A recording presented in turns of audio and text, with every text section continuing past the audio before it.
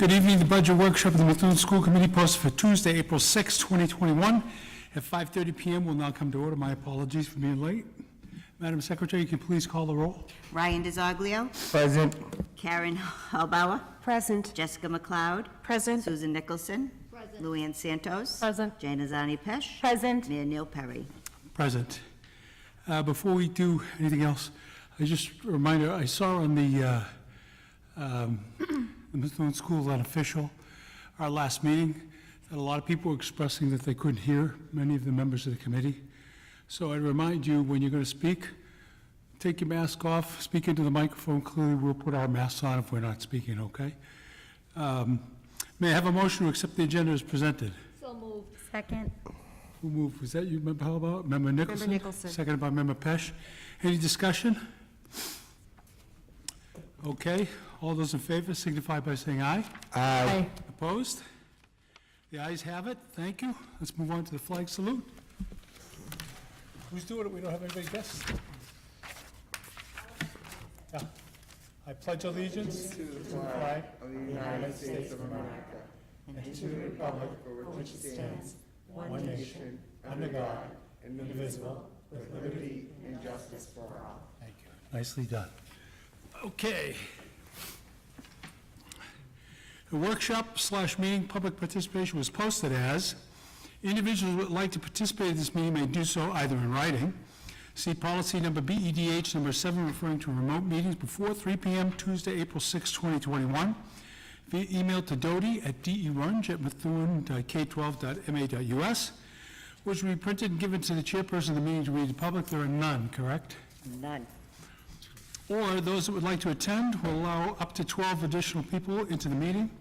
It is follow the health and safety guidelines, including wearing a mask throughout the meeting, and follow the 6 feet of social distancing. Do we have anybody sign up for public participation? We do not. Okay, just a reminder, if you'd like us to read a comment before the next meeting, please send it to derunge@methuen-k12.ma.us by April 12, 2021 before 3 p.m. That's this coming week.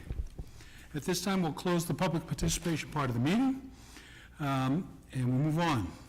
Superintendent, would you like to start the presentation of the draft strategy for district improvement, please? I would love to.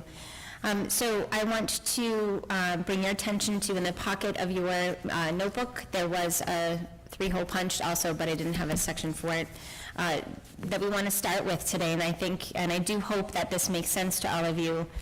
We really wanted to align and do this work in parallel, because deciding on what our improvement goals are going to be really is impacting our decisions about the budget and what we consider the district's priorities. So I think you'll see that tonight. So the past few months we've been working on these two documents together. So we want to be able to, at least tonight, share with you the first draft of the strategy for district improvement, and I want to go through what these 3 objectives are, how we came to the conclusion of these 3 as our priority, and then Mr. Noble and I will go through each one to just share a little bit about what it means, how we came to the action items, a little bit different for each one here. And then the third goal, you probably noticed the key actions were empty, because this is a draft and we're not done with this work. And so we still have work to do on that third goal. The first 2 are most impactful to the budget that you're going to see. So again, this is also why we wanted to do this tonight. This is one of my own goals as the superintendent, to make sure I have this strategy for improvement plan that we again intended to do last year. Got way late a year, so we're in this now. I went back and forth about when this strategy for improvement plan should be done, and all of the superintendent groups that I'm a part of really were looking to have this done at the end of the summer. But it was really important for right now for us to really hone in on and focus on our objectives to align the budget so that it really did make sense to everybody. And so this is what we made our priority for the past 3 months, as well as opening school and having kids in person starting this week. So if you take a look at this document, we also have it on the screens for those who are watching at home, for the leadership team that is here tonight as well. So the most important piece of this is we had to decide what are our main priorities. And so the hardest part about this activity, in my opinion, is trying to decide where our priorities lie. What are we going to put the most of our energy in that is going to yield the largest outcome for student success, student emotional and social well-being in this district? This does not mean, and I do hope that everybody understands this doesn't mean this is all we're doing in the district and that this is the only work that's happening in the district. What this means is that these objectives that we've identified in this document, and this is going to be what we sort of live and breathe by to make sure that this work gets done, that we believe has the outcomes we want for student achievement, right? So there's so much work that happens in this district in so many different arenas. But what this does is focus our attention on, this is what we need to do over the next 3 years to really move that needle, right? That's what we're trying to do. That's what this document is about, is moving the academic and learning and the progress of the needle, moving that forward for our students. And so the team behind me, the team in this district has spent a considerable amount of time thinking and living and breathing this work. So to put it together for you tonight is actually very exciting. I know I've shared in other meetings that some of this work would not have happened if we were not in the pandemic. So it's really important to recognize that the time that we were able to spend and the deeper dive that we were able to have and the conversations we were able to have with our administrative staff and our teachers about some of this work really came about because of the situation we were in, and a lot of this became much clearer about what we needed to do and focus on. And so I can't impress upon all of you how confident our team feels about these goals, because we were able to look at them much differently than in a typical school year, where our teams are dealing with students all day and discipline and the management of a daily routine. Again, the situation this year allowed us a little bit of a deeper dive into some of these conversations, which was really important for us to get to this point that we're at tonight. So if you look on page 2 of this draft plan, the 3 objectives that we have here for you tonight. The first objective is to improve students' literacy outcomes through the skillful use of high-quality core instructional materials and interventions. Objective 2 is increase prevention and intervention activities to lower prevalence rates of students' anxiety, depression, and post-traumatic stress. And the objective 3 is to provide students from historically disadvantaged groups with equitable access to an excellent education. So those objectives are very broad, and they're supposed to be very broad. So the purpose behind that language is to really be the greater picture and idea about what we're doing pre-K through 12, right? And so as we dive down a little bit deeper, the rationale there for objective 1 is listed there. I don't need to read all of it. I'm not going to read the document to you. You have it. We have some metrics there by which we'll be actually, this is how we're going to make sure that we are hitting our targets. If we're gonna do what we're doing, then we have to have some measured targets, right? To be able to say how close we were to meeting that target. Did we exceed it? Did we set that target too low, too high, and be able to adjust those over the next 3 years? So we have those metrics there as well that we all feel are pretty good targets for us. And again, they're high targets at this point, and we want to make them attainable, but at the same time, make it a goal that we want to reach. Yes? I don't mean to interrupt, but Yes. do you think it would be helpful, do you think it would be helpful if you spent a few minutes showing the alignment of the 3 objectives to your theory of action on the previous page? I'd be happy to. It's there, but, maybe everyone is not connecting it. Sure. So the 3 objectives that we have on the front page, there's a theory of action that really, the whole point of what we're doing is how do we tie all the work that we're doing here in the strategy for improvement together, right? So if these things fall into place, then what happens, right? That's what the theory of action is really saying. It's the if-then statement. If we do X, then Y will happen. And so our theory of action is listed there on page 1. If teachers skillfully implement high-quality instructional materials to provide tiered literacy instruction And if the district lowers prevalence rates of student anxiety, depression, and post-traumatic stress through increased prevention and intervention activities, and if our historically marginalized students have equitable access to an excellent education, then all students in Methuen Public Schools will successfully pursue their post-secondary schools and contribute to our vibrant city. So all of those pieces do come together in that theory of action. Thank you, Member Nicholson, for pointing that out. And again, the whole point behind all of this is these are the larger goals that we're really going to focus on for improvement over the next 3 years, right? Because we believe, and I can't say this again and enough, but we strongly believe that these 3 goals are the things that are going to move the needle of academic success in this district, K through 12. And you'll see that we feel really strongly about that through the budget process as well. So for each objective, we picked 3 strategy priorities. So 3 priority areas, right? So the point behind this too is to think about these actions. We have a time frame of 12 to 18 months to think about what actions do we want to actually accomplish in the next 12 to 18 months for this particular goal, right? Again, this is going to be a living, working document. So our goal is to check boxes off that we're actually accomplishing and create new action items, right, over the course of the next 3 years. So this is going to change. The goals, the major objectives won't change, but how we're going to get there may change as we live and breathe this over the next 3 years.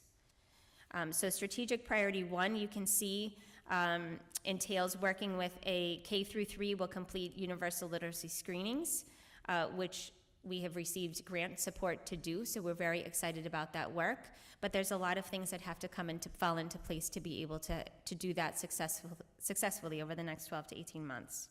And we have the measures for success there as well, that we're going to have those benchmarks that we're going to make sure are in place for ourselves as we go through this process. The second strategy priority there is that we want to, the grammar schools will implement tiered literacy instruction. Classroom teachers will provide standards-based Tier 1 instruction using high-quality instructional materials. So the really good news here is that we have high-quality materials in the Wonders program.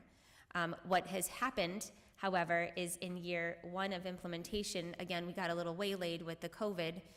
We've been in year 2, and we've had our priorities refocused a little bit about what we are doing for teaching and learning.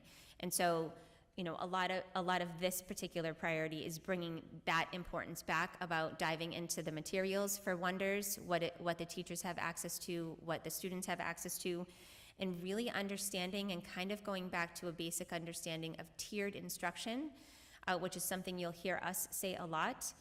Tier 1 is what happens in the classroom with all students, with the classroom teacher. Tier 2 is typically what happens as an intervention. It may be in the classroom with the teacher, but it also may be students go with another teacher elsewhere to get some Tier 2 intervention. And then Tier 3 is typically specialized instruction or intervention that students have. So you'll hear us talk about tiered instruction a lot over the course of the year and through this process. So there's a lot that has to happen there with a focus with our teachers in professional development and support and supervision and evaluation. So that strategy priority focuses on that. The strategic priority number 3, students will have access to high quality, grade appropriate text in all content areas, and at all grade levels. Text will be culturally sustaining and reflect the diverse people and perspectives that comprise our community.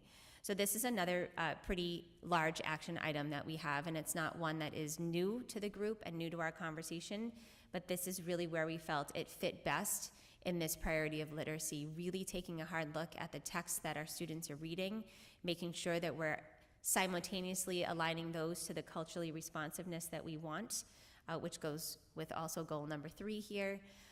So this is another piece of the work.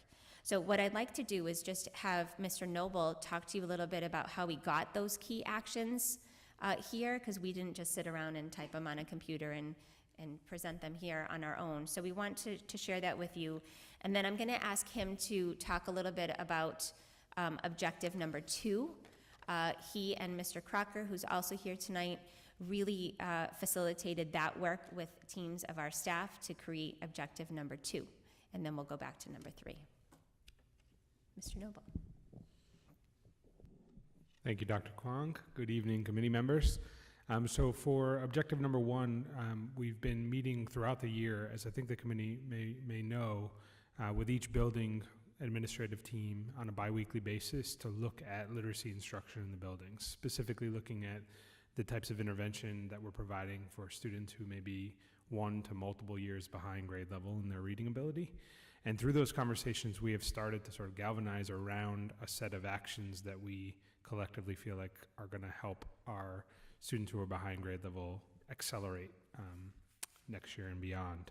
And so those conversations, once we had a sense of where this plan was heading, have become increasingly more focused as the weeks have progressed, and the ultimate draft here is a result of a process that we went through a couple of weeks ago where we basically laid this out and said, what's our low-hanging fruit in the literacy space? What simple language changes or structural changes can we make that are going to improve the context that kids are learning in?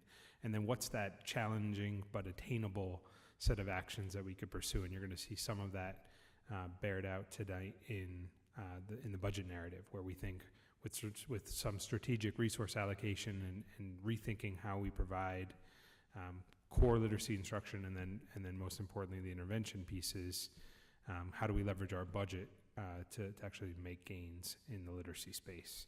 And so the ideas reflected here are a culmination of those conversations with each building, and then kind of looking across the buildings and finding those needs that we could pull up and establish as district-wide priorities is the process we went through. So let me pause and see if there's any questions about objective number 1 before I talk briefly about objective 2. Please. I got one general and one specific. So when we look at some of the actions, are we just looking at strategic priority 1, Ron? At objective number 1, so the Okay, objective has 3 strategic Yeah, priorities. so Anything in I dark just wanna blue. make so the strategic priority 2 has this thing that we discussed, the acceleration classrooms at Timony and Tammany, and I get the idea. How do you make sure that that doesn't have to replicate itself all the way up, right? I guess when I look at that, and I look at the metrics, right, it says you're going to try to, for lack of better terms, I'm going to say this wrong, and I'll probably close the gap from a skill perspective at some point. But how do you do it in such a way so that you don't have to create accelerated classroom 3, 4, 5, 6? It's a great question, and I think what our reading specialists in district have told us, and I think our administrators have confirmed, it's really the foundational reading skills that are primarily taught in K1 and 2 that separate kids in terms of their ability as they go through the grade. So we feel like if we can get those foundational pieces strong in K1 and 2 for the kids that we're most concerned about, based on their current K1 and 2 performance, K and 1 performance, then we stand a chance of actually gaining ground such that we don't need to replicate that as we go up. But it's really all about the foundational literacy skills. It's phonics, phonological awareness, phonemic awareness, the building blocks of language that if they aren't attended to explicitly and repeatedly and in a focused way, create that distance that you're talking about. Yep, get it. Good answer. And then the more general question is, do you do focus groups or anything at some point in time with the customer themselves? By that I mean the parents, right? I mean, you can't, with 7,000 kids in the school district, you can't have everybody, but, I would think, something as important as this, and the goals, the metrics, and the strategy all aligned to it, at some point we should be taking some core subset of parent groups and kind of saying, does this make sense to you, right? Is the approach, what is it? Is there something that you need explained, or is there something we're missing, that kind of thing? Absolutely. I think we're seeing tonight as our first kind of putting this out there moment for the public, and absolutely we need to follow this up with opportunities to get feedback and input from parents and make sure everyone has a clear understanding about what we're talking about. There's a lot of jargon here, and that's for educators and parents alike, so we need to unpack a lot of that with folks.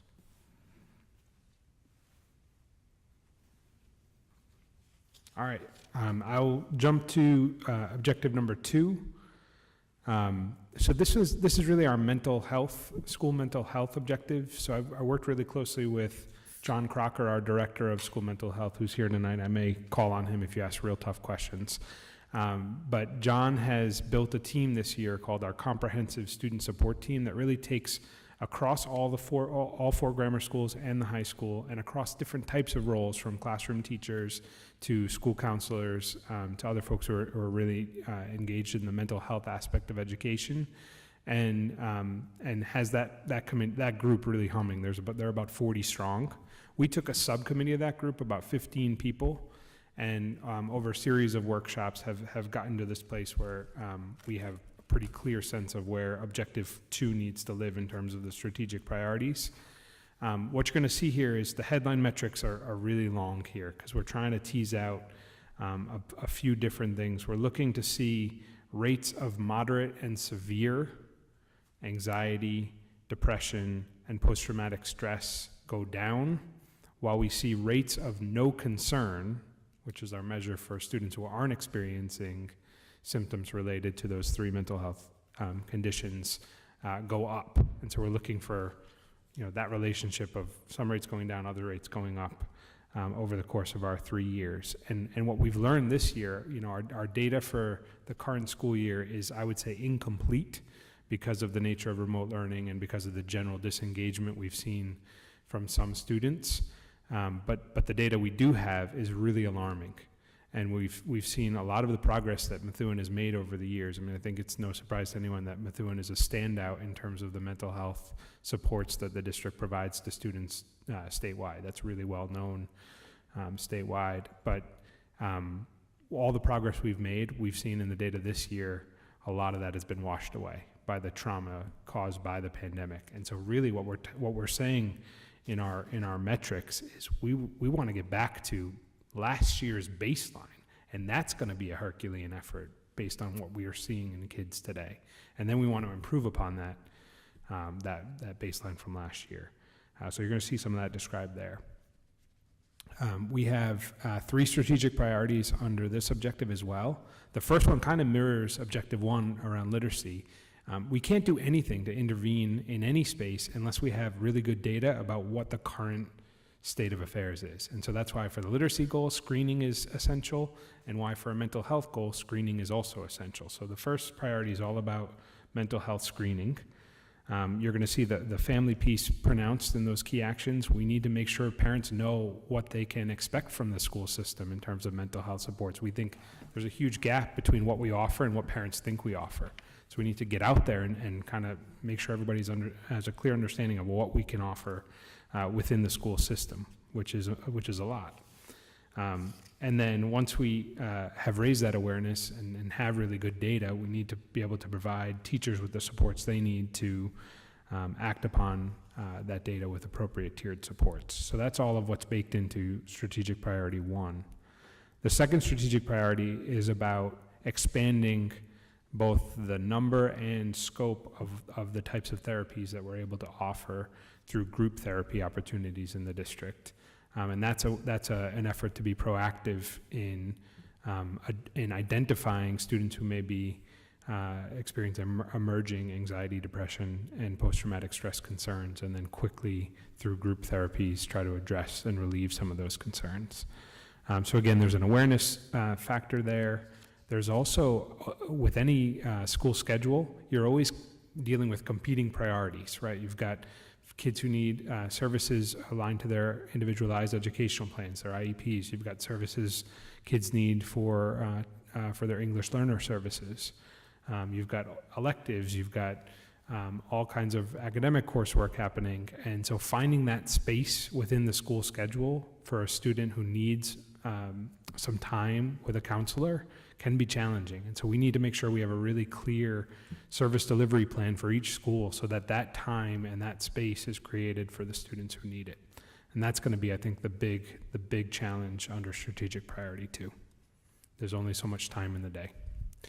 And then the final strategy is around implementing a research-based, culturally responsive social and emotional learning curriculum. So Mr. Crocker has brought in a program that we're piloting right now called Trails to Wellness. that John and his team have gotten some really positive feedback on, and that comprehensive student support team that I mentioned earlier is monitoring.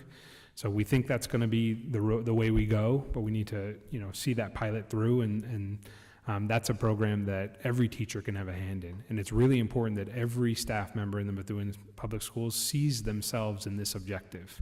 This is not just the counselor's work. It's every adult who works for the school system. It's all of our work. And so we think this curriculum is going to be a way in for a lot of people who might not have traditionally been part of that type of work. And so those are our 3 strategic priorities under Objective 2. I'll take some questions. Member Santos. Thank you. Mine is more of a statement than a question, is I think, and I'm sure you all agree, that having that strong base around the mental health support for students and staff is really going to be, it's going to be the route to allow everything else to kind of fall into place academically. We need to get this up, make this maybe a priority for us and for the kids in order for everything else to go smoothly. Right, you're absolutely right. These mental health concerns that we're talking about absolutely are barriers to learning. You can't engage in an academic space if you're If you're not suffering feeling from well, right. Yeah. Thank you. Mayor. Member Harbaugh? Thank you very much. Mr. Noble, under key actions, the 3rd bullet, provide ongoing professional development. How will that PD be delivered to staff?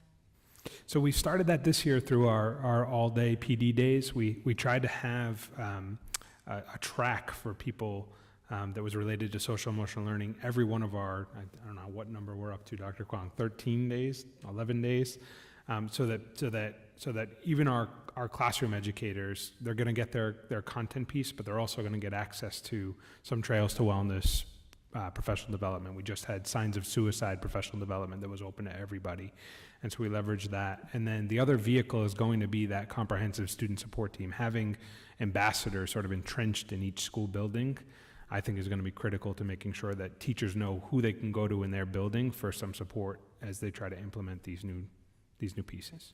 So it's going to be Methuen staff that will be providing the ongoing professional development. We have a partnership with the organization that publishes Trails to Wellness, which, John, remind me who that is. University of Michigan. Okay. So we have a partnership with the University of Michigan, and we're leveraging them as much as we can. They're pretty excited to get into the Massachusetts market. I think we're their first district, and so they've been very eager to be available to us, and so we've been relying on them for some of the PD and some of the materials. Thank you. Member McCullough? I'm wondering, children and youth who are dysregulated often present with challenging behaviors in the classroom. And so part and parcel of this is the manifestation of unsuccessful behaviors. So I wouldn't want to add more to this robust plan, but what behavior management approaches are going to complement this work, because the two go hand in hand. And a second follow-up question that's a little bit leading and direct is, where does the district stand on restorative practices? And that's a whole nother ball of wax. This might not be the year, but what's the temperature for that? So 2 things. So I'm going to answer the second question first. So restorative practices, and I'm going to look back here a little bit too, again, to Mr. Crocker, but I believe, so last year we were really excited to start some work with restorative justice at the high school level with the APs and some of the staff, and really understand what that means and how to work with our kids. Again, that got a little bit waylaid there in the spring because we had some good things going. There's certainly an intention to continue that work. And again, right now, primarily at the high school. I think a lot of what we've done for PBIS in this district is that substantial foundation that will support this work and has supported this work. And I will also say that although we don't talk about PBIS like we used to, because it was so much work to put that in place in this district, I think I was recently reaffirmed that the work that we did in this district to establish this baseline, especially at the high school level, all 4 grammar schools in the high school have really kept the PBIS implementation in place to its fullest with integrity. And when we just had, I think you all are aware, we had 2 tiered focused monitoring DESE reviews. Did I say that right, Gina, Dana? Yeah. All right. And I had to have an exit meeting with the woman who did the special education and civil rights review. And one of the biggest compliments she gave this district was how clear it was, having interviews with the teachers and the administrators and seeing the work that we've done, that it is part of who we are. And so that's really exciting because we don't talk about it as much because we feel like it's here and we do it and it's part of what we do. But I do feel like that's the foundation for this kind of work. We have behavior programs in place that those positive behavior programs are what are going to support this work. They have, and they're going to continue to do that. Are we going to have to ramp it up a little bit? Probably. So I don't think that work is ever done, but I do think there's a great foundation in every single school in this district to start dealing with what you just mentioned. So I hope that answers your question, and I don't know if anybody would add anything to that behind me. Is that fair? Fair. The only thing I'll say is... You can come up here. Should I? Yes, because people won't hear you. Or just turn that on so people can hear you. Hello. So the only other thing that I just want to emphasize, to piggyback on what Dr. Kwong is saying, is that part of the comprehensive student support team's charge is to also continue the work of implementing PBIS across the district. So it's really working to integrate all of these systems of support together. So there is a heavy focus on SEL and mental health, but PBIS, as Dr. Kwong stated, is alive and well, and there will be a lot of work as we enter into the new year to reorient to the things that we can do in person with PBIS.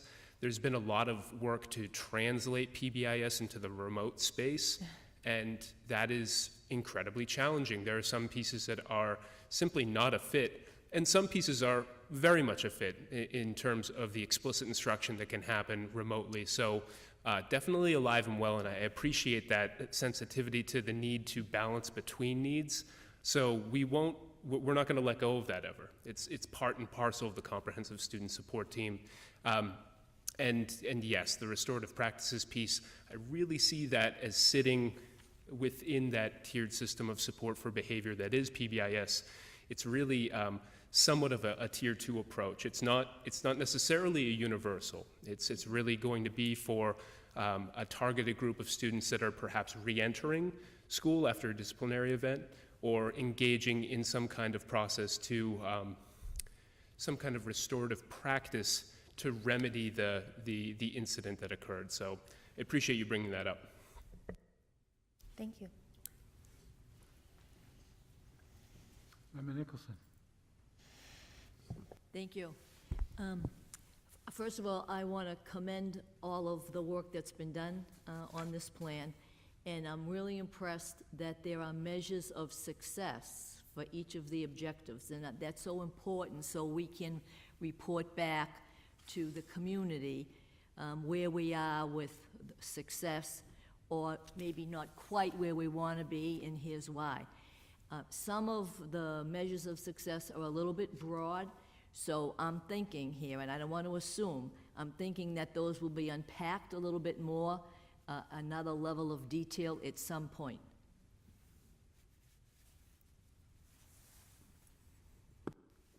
Yes, right now, your observation's right on. We've got the measures identified, but we don't have the metric within the measure identified yet. So that's work we need to do. Member DeZoglio? Thank you, Mr. Mayor. I totally commend it, Madam Committee Member Nicholson was saying. I do have concerns, though, about, because it sounds like we're kind of taking on that role of, therapist, and I could be wrong, because I do believe that the schools do need to be involved, especially in the mental health, especially after this year. The question is, Well, my first question is, counselors, especially with the time of day schedule that they have, how are we going to identify severe trauma students and getting them the help they need? Are we partnering with like actual therapists outside the building? So, because I really feel like that could be not a liability to the school, but if a counselor cannot meet with a severe student every day, are we sending them to someone that they can get that help every day? That's my first question. Great. No, I appreciate the question. And let me first explain that therapy is something that, yes, psychologists do, but also very much school counselors, school psychologists. It is the case that, you know, the therapeutic approaches that we've selected are research-based, appropriate for schools, and appropriate to be delivered in schools and by school-based mental health staff. Cognitive behavioral therapy is the gold standard for therapeutic approaches for anxiety, depression, and post-traumatic stress. It's also the case that we're providing a ton of professional development to our people to ensure that they're ready to provide that kind of a service. In terms of seeing a student every day for a service like that, that really isn't the goal. The goal is to be able to provide a tailored intervention that perhaps happens weekly or bi-weekly, and to bring a student to a place of readiness where they have the knowledge and skills to be able to do it alone. The goal of therapy is for it to end, for sure, and it's meant to be short-term.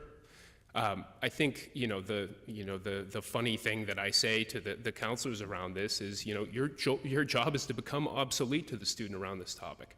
We want to give them the skills and knowledge so that they can do this without you, and that's empowering for the student. In terms of partnering with other agencies that also provide evidence-based therapeutic care, we have those partnerships for sure, and we leverage them. What I want to be careful about, though, is the prevalence rates that we're seeing are scary, and they were scary before the pandemic. And we have to effectively leverage all of our mental health staff, school-based and community-based, to ensure that we can adequately address the rates of anxiety, depression, and post-traumatic stress that our community faces. If we don't do that, we're never going to get ahead of the prevalence rates.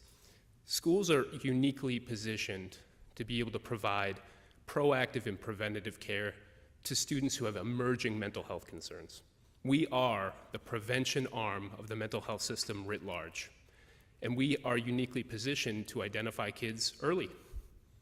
The average wait time for students to get mental health services from the start of them experiencing mental health problems is 8 to 10 years. That is something that nationally we need to do something about. And we can do that if we screen early, if we provide early care, and we get ahead of problems.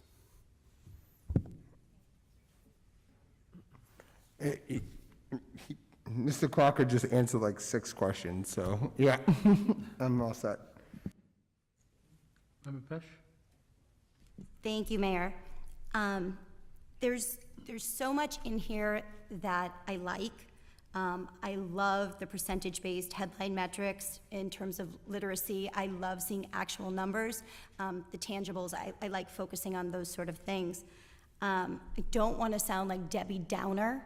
I was somewhat disappointed, not disappointed in the objectives, but disappointed in the fact that a big student group is really being overlooked, in my opinion, as a parent and as a school committee member. I mean, it says that 43% of the students are, at or above meeting expectations. And in a district where we've been underfunded for so many years, and we finally potentially have the resources to bring back some of those programs or some of those, different courses or different, what have you, to challenge those students who are average or advanced performing students. For me, I think that's often overlooked, especially with grants we received in the past. The underperforming students in these special population groups and, English language learners, we always have grant funding and what have you coming in for those. And I agree that it's important. I don't disagree with anything that's been said here tonight. I just feel like I really wanted to see, something, I mean, you talk about moving the academic needle. I think you mentioned it a few times. There's a lot of movement in that group. I would love to see those students challenged, and I would love to see things brought back for that population that maybe we couldn't have in the past. I know this doesn't encapsulate everything, so I'm truly hoping that, you know, I missed something and you guys are gonna like dazzle me with stuff that we have in place for those particular students to have them more challenged, because I really truly think that while you're moving the lower performing population up, there's movement in the top tier as well, and all will help our city become, you know, more robust, for lack of a better word. So thank you for that. I think a point I just want to make again, right? And so it's not that we're leaving groups out. The point of this document and the point of this work is to actually focus on the 50% of kids who aren't, how are we going to academically improve our students to get to a point where they're at grade level? And so this is the work that we need to do. We have a significant number of students in this district who are not at grade level every year. And that is the work and the conversation that we've been talking about, that we have to put a stop to that we have to figure out how to strategize and use the revenues and the funds that we're getting, grants and everything else, that have to be used for that work. So totally get what you're saying. I don't think that we have eliminated programs for students who are high achieving, especially at the sort of upper and high school level. I mean, the fact that we continue to and will always, as long as I'm here for sure, you know, work with open enrollment for AP and really work for challenging our kids at the high school level who want to be challenged. You know, the upper school, we do have the math track. We have those things for students, and we have no intentions of taking those tracks and those opportunities away from students. This work is solely focused on the fact that our scores, our performance, our progress, we can't keep moving forward and keep putting kids in classes if they're not reading at grade level.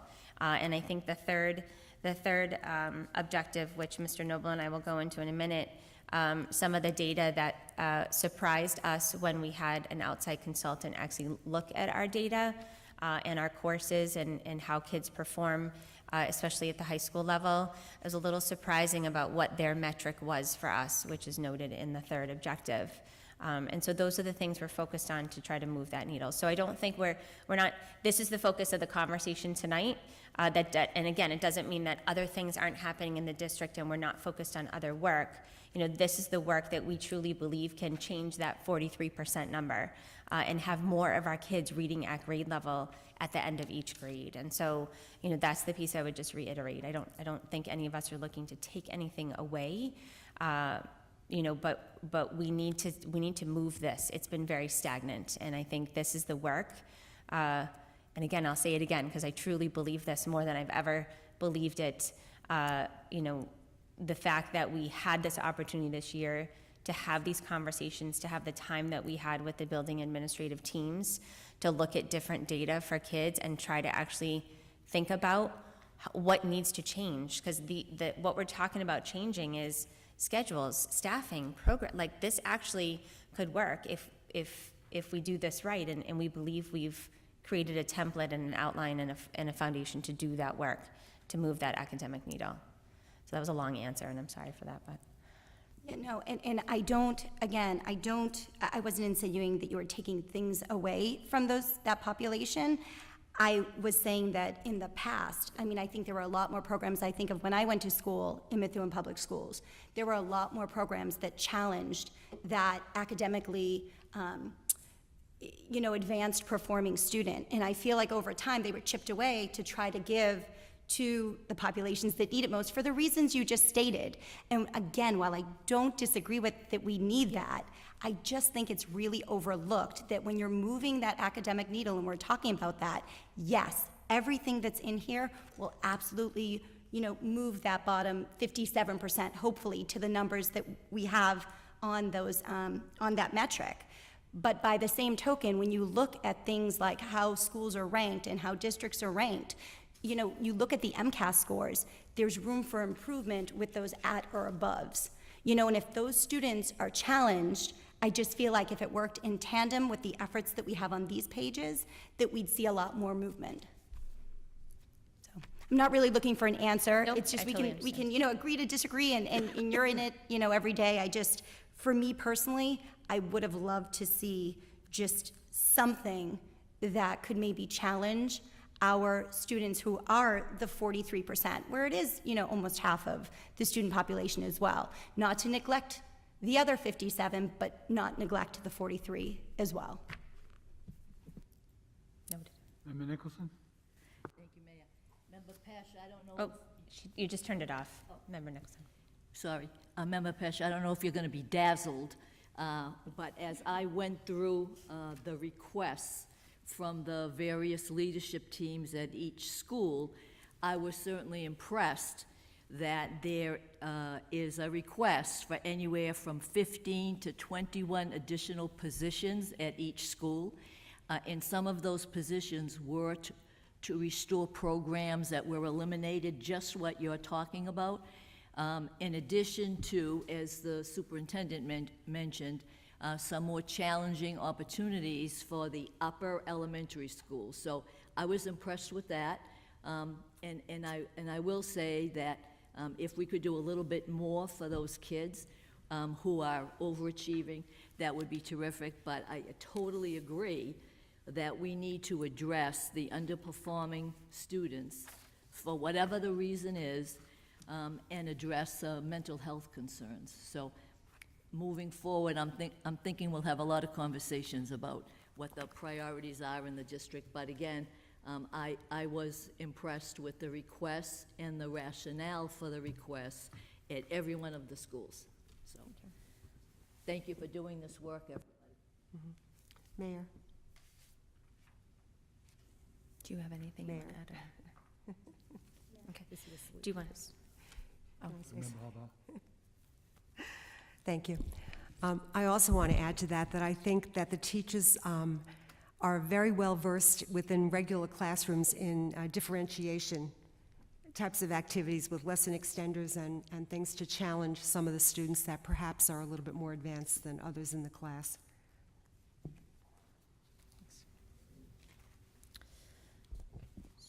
Keep going. So we'll keep going. So if you look at page 8, well, the bottom of page, I'm sorry, the bottom of page 6. So objective 3 is very broad, but also near and dear to the work that I know I've been focused on the past few years, and certainly this year for sure.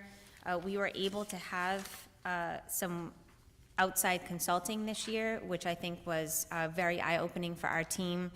TNTP is a group that worked with our entire administrative team, so the 35 to 40 administrative team members this year on several different occasions, and really focused on the opportunity myth. And I will make sure that all of you have a copy of the opportunity myth, and I realized I should have added it here, but it's a great paper, and it really focuses on these 4 categories here that you see of all students. This is not even just about a type or a subgroup of students. This is about all students.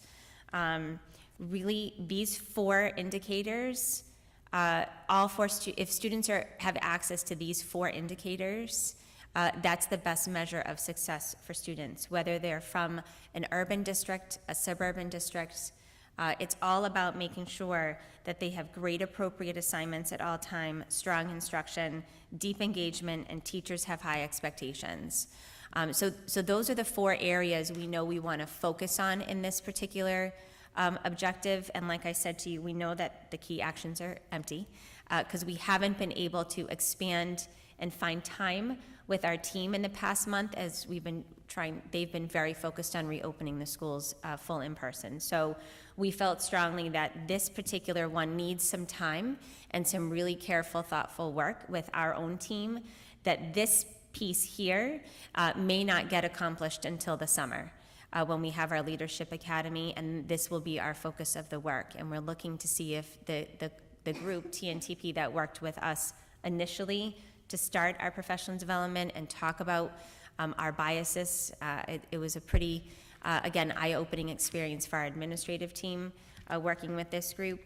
But again, very important that we work through this as a team, and we work through it in a very careful, thoughtful way. This is not something that we wanted to just do in a 1-hour session with our administrators. And again, our teams are very focused right now in the students returning, so we know, right, we want to make sure that we have them in a good place. So that's why you see the blank there. But I'll let Mr. Noble talk a little bit about, in the rationale, there's a piece in there that, again, was a little surprising for us. They did some work, they did an audit, an equity audit for us. And it was fascinating when they went through the audit results with us, and it really led us to having this sort of thoughtful pause moment about what this means for our district and how we can direct our work, again, with those tangible, the numbers and the measured, metrics that we can actually look at to see if, again, we can measure how this work is being done in our district. So I'll let Mr. Noble talk about that, and then if you have questions about, again, there's not a whole lot here because those action items aren't here, but if you have questions about this particular work or anything that you would like to add to that, we'll certainly entertain that. Mr. Noble. Sure. So just briefly, we wrote a grant to have TNTP come in and do this equity audit for us, and we wanted to understand more about which types of students have access to advanced coursework once they get here, be it AP courses or other courses that are designated by DESE as advanced. And so we wanted to see, are there differences in the makeup of those courses that fall along racial lines or around income level lines or around English learner status or student with disability status. And when they shared the findings, I think what was most striking to us is yes, we saw some differences along all of those lines. But when they controlled for 8th grade performance, it explained virtually all of those differences. So it's actually 8th grade performance that they conjecture is most predictive of whether a student ends up taking advanced coursework when they get to the high school, or ends up meeting Mass Core, or ends up with a transcript that would be accepted by the state university system. So that led us, to look at the makeup of the 8th grade from the class of 2022 when they were in 8th grade. Can we start to see the makeup of that higher achieving group and lower achieving group? And so you can see in our baseline statement here the results of that. And so this is where our equity focus is going to be really K-12, and we need to dig into these data and understand why is it that that 38% of our lower achieving grade 8 students were white and 57% were Black and Hispanic, whereas 68% of our higher achieving grade 8 students were white and 25% were Black and Hispanic. What types of educational opportunities are those students having as they march their way through our system to get to grade 8? Since we now understand grade 8 is a critical year for predicting whether or not they have access to the amazing opportunities that this building offers kids.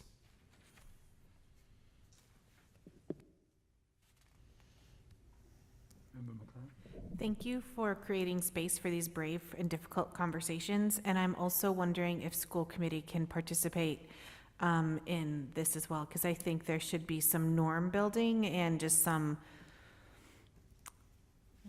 development of our own understanding of self and others. Yes. We'd be happy to include the school committee in this work. Mm-hmm. Member DeZaglio? And I just want to say, I knew you'd say that. Yes. Be happy to, yes. Thank you, Mr. Mayor. I would also like to know the fact that 3% of our students are IEPs achieving in AP classes. Is that correct? This is from this data. It's saying 3% are on IEPs. I would like to know why is that, because as a student here at Methuen Public, I had an IEP and I was denied AP classes. I'm not going to say my grades were perfect, but in 8th grade it was actually good grades, and I was never allowed in AP courses. I was actually only allowed to level 4 which was an honors history classes, but never was able to qualify for AP. So I would like to know what's stopping IEP students from getting into those programs based off of their learning disabilities. And if that's actually a reason for them not being accepted into them. And what we can do to help them to achieve in AP courses. Sure. Because I never received those services to actually accelerate into an AP course here at Methuen Public. So nothing is stopping students with an IEP from joining AP classes. It's a completely open enrollment, so there aren't restrictions for students to enter AP classes here. It's all about performance and teacher recommendation and if they want to do the work. So all students in Methuen Public Schools have the opportunity in high school to take an AP class, every single child. So nobody is stopping any subgroup, male, female. No students have been stopped from taking or not allowed to take AP courses. So I do want to make that very clear. We don't have, we've not this particular school committee, but Member Nicholson and Member Pesci will certainly remember in the past years, this has been an ongoing topic about our open enrollment for AP. We want to give every student the opportunity to be challenged, to take that course. They may not all get a 5 or a 4 on the AP exam, but the rigor of that course will always prepare them for that next level, whether it's a 2-year college, a 4-year college, career ready. It's always going to prepare them for that because of the rigor of the course. So again, I feel very strongly, I know this administration feels very strongly about keeping it that way so that all of our students have that opportunity to enroll and show that they want to do it, they have the motivation to do it. So I hope that answers your question pretty concretely. Yeah. Thank you. You're welcome. I got one quick question. So I love the data. So you looked at the 8th grade for the class of FY '22? We looked at the Current juniors. graduating class of the current juniors, what they did in 8th grade. Yeah. Yeah. So did I misunderstand? You want to make sure? So are we going to continue to look at different extrapolations of variables that might have impact parental involvement, other attributes that could kind of, because to me, this is, a set of data, right, that could be affected by other variables that we should be looking at, right? Yeah, this is absolutely a first step. I actually like the fact that you don't have any goals here yet, because you really kind of got to hone in on, what are the areas that you want to, I won't say attack, but you know what I mean, right? So, Yeah, this is absolutely a first cut, right? This was a pretty striking finding for us, and we asked TNTP, is this atypical from what you find? And they said, absolutely yes. To have one thing be so predictive of future student access is really strange. So what's going on? And the what's going on is going to require lots of unpacking. right, okay, good.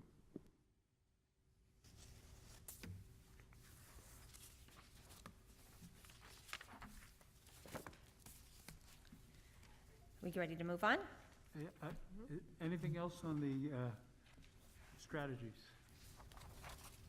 We move on. Okay. Okay, thank you, well done. So Superintendent, would you like to start the presentation for the FY '22 preliminary budget, please? Yes, I would.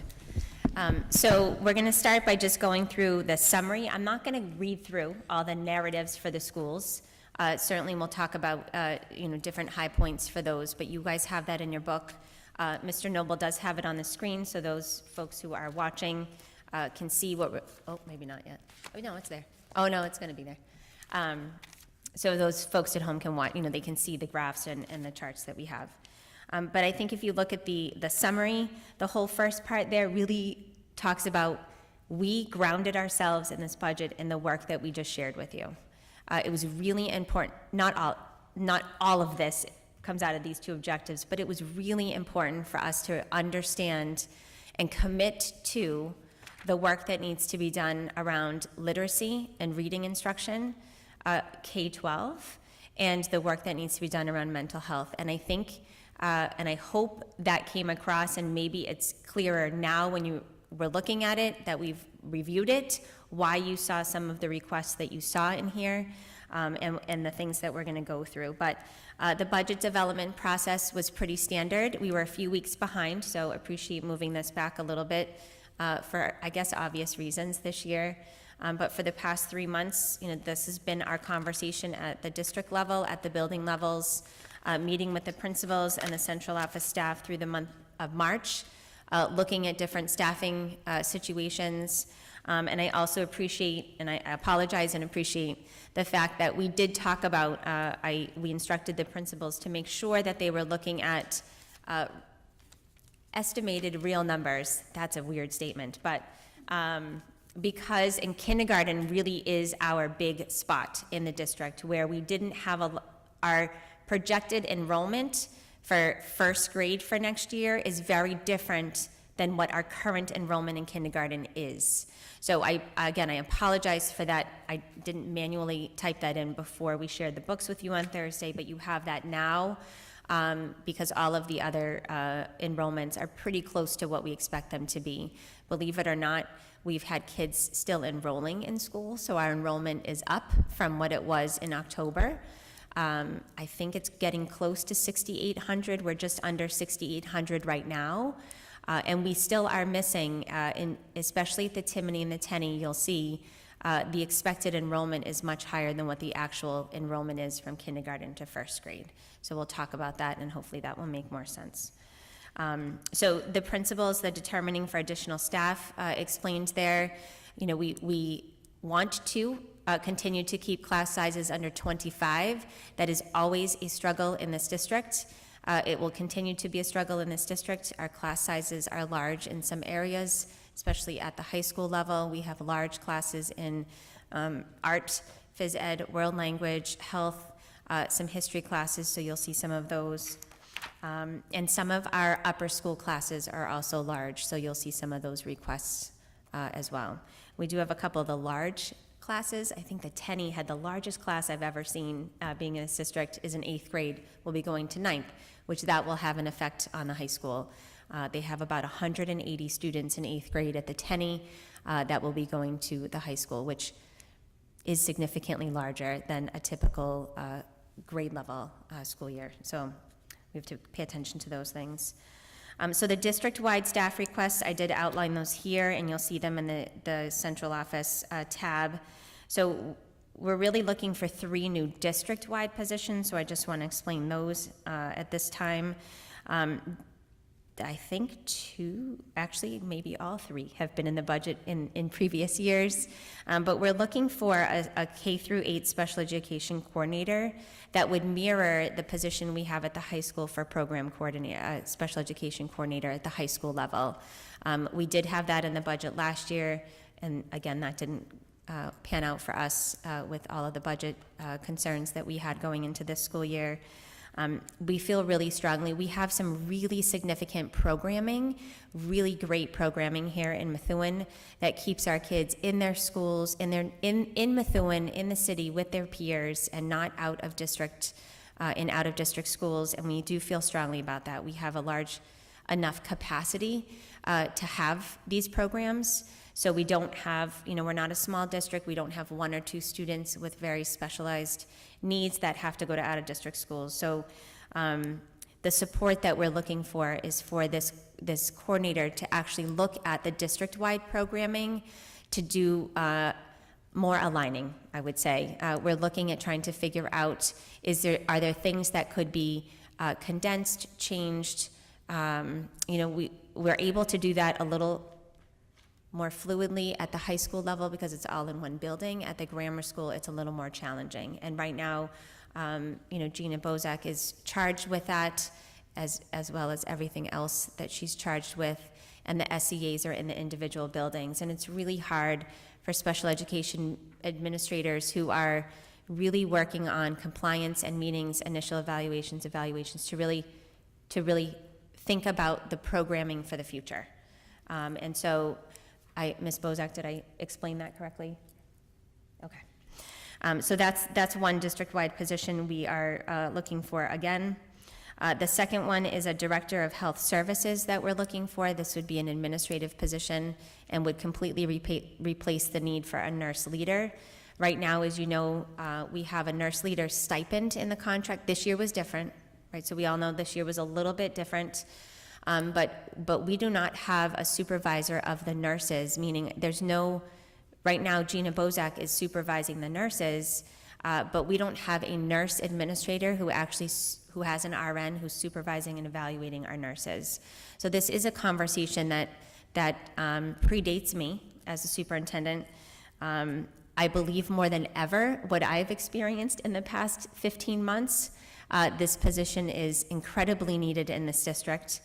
We are one of the few districts, small and large, that do not have a director of health services at an administrative level that actually oversees everything that happens with state compliance, it's, again, supervision and evaluation of the nursing, placing nursing students, staffing. All of that falls, again, either on the building principals or Gina Bozak, and it's fragmented at best. And so, again, that position is in here. We're looking forward to having that position. And then the third one is our enrollment specialist. I do believe this was actually in the budget again last year too. We're looking for a third enrollment specialist downstairs in the Family Resource Center who is bilingual, so it would be advertised as a bilingual. That would be a requirement of the job. Right now, we have a mix of folks who work in the FRC, but not a specific full-time role of an enrollment specialist who's bilingual. So basically, you have an enrollment specialist who's using a translator when they need to, who's not, so we have a person who's actually doing the enrollment. We have somebody who's communicating with the parents in their home language. It works. It's not ideal. And so having a third enrollment specialist, I will say the amount of work that we're putting on those folks, especially with the fact that the residency work is going to land here in the FRC, this is another opportunity that this role will be able to help and disperse some of that work in the Family Resource Center. So those are the three district-wide positions that we're looking for, and again, you'll see those in the back tab under central office, a little more explanation about those. The focus on literacy, I think we really made our case. I hope we just made our case for the literacy positions and the work that you'll see here. But basically, you'll see the same language in each of the grammar school narratives, so hopefully you read it and you're like, oh, I think I read this before. So we did that on purpose. We are looking for consistency in our work, and we're looking at, we are asking for that K-8 humanities coordinator, supervisor, I'm sorry, is the title. Again, we had that in the budget last year. The grammar schools, this was something that came out really loud and clear in the DESE review, which also happened. I think we got the report in October-ish or maybe January-ish of last year, right when you guys came on with the school committee. It was part of my findings report. So DESE came out and did a full review of our district curriculum instruction. I mean, they were here for a week. Whoever remembers that, right? A week. They were in schools. They were looking at files. It was pretty intense. And one of the things that again stood out was that there was no checks and balances at the grammar school levels when it came to curriculum instruction and assessment enforcement and implementation. So you have that at the high school level with the department heads, very specialized by subjects, observing, evaluating, looking at curriculum, building curriculum maps, working with the teachers. We don't have that at the grammar schools. You have 4 administrators in a grammar school of 1,400 kids, and divided amongst those 4, supervising and evaluating everybody, every subject, every grade level, at the same time while working on discipline, parent meetings, programming, staff meetings, everything else that comes with being an associate principal or principal. So they made it very clear. It was certainly a finding in my findings report. I did highlight that piece too. So what we're asking for this year is a very streamlined process where I love both of them, because we need a K-8 STEM, math and science coordinator, and a K-8 humanities, right, English and social studies person to really focus on those 2 strands in the building. They would be able to be part of the tiered support process. They would be looking at data. and administering assessments for that building. It wouldn't be a shared position, really helping teachers out. They'd be embedded professional development that we could actually have in the buildings because we'd have an expert administrator to be able to do those things at each building. So that's an exciting piece. The other piece of this is what we've built out, and so this may not have been as clear, and again, I hope this helps bring this all together, that's why we're here tonight, is in the budget pages when we did the new requests. So you saw new requests for reading specialists, for reading teachers at the grammar schools, and you saw the request for the K-8 coordinator. So what we have already done in the actual worksheet behind each school, hopefully that you noticed in the FY22 column, there are words instead of numbers in some places that say either Title I or ESSER or IDEA. That means that those salaries have already been accounted for in grant funds. This was another exercise that we've done over the past 2 weeks, really between Colleen McCarthy, Ian Goslin, and Ron and myself, looking at our revenue sources for grants, our operating budget, what we're expecting for Chapter 78, and really trying to figure out the best use of our funds. So you'll see that this literacy goal, again, we mean business with this particular goal, and we need to commit to this goal. And so one thing that was really important for us is to not depend on ESSER funds that are going to go away, and only do this for a couple of years and hope that things get better. That's not what we want to do with this particular goal. So you'll see that those requests all have a Title I next to it, and the curriculum coordinator also has Title I next to it. So we've already pulled those positions out and looked at our carry forward funds and looked at the entitlement funds we should get in July for FY22 for Title I.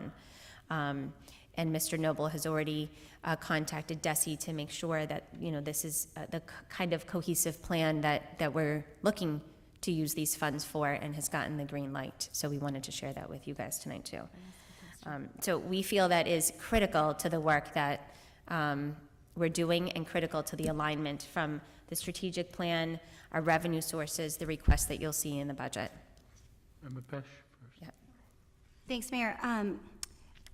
Madam Superintendent, did you skip over the part about the Spanish teacher being added to each? Did I miss that? Not yet.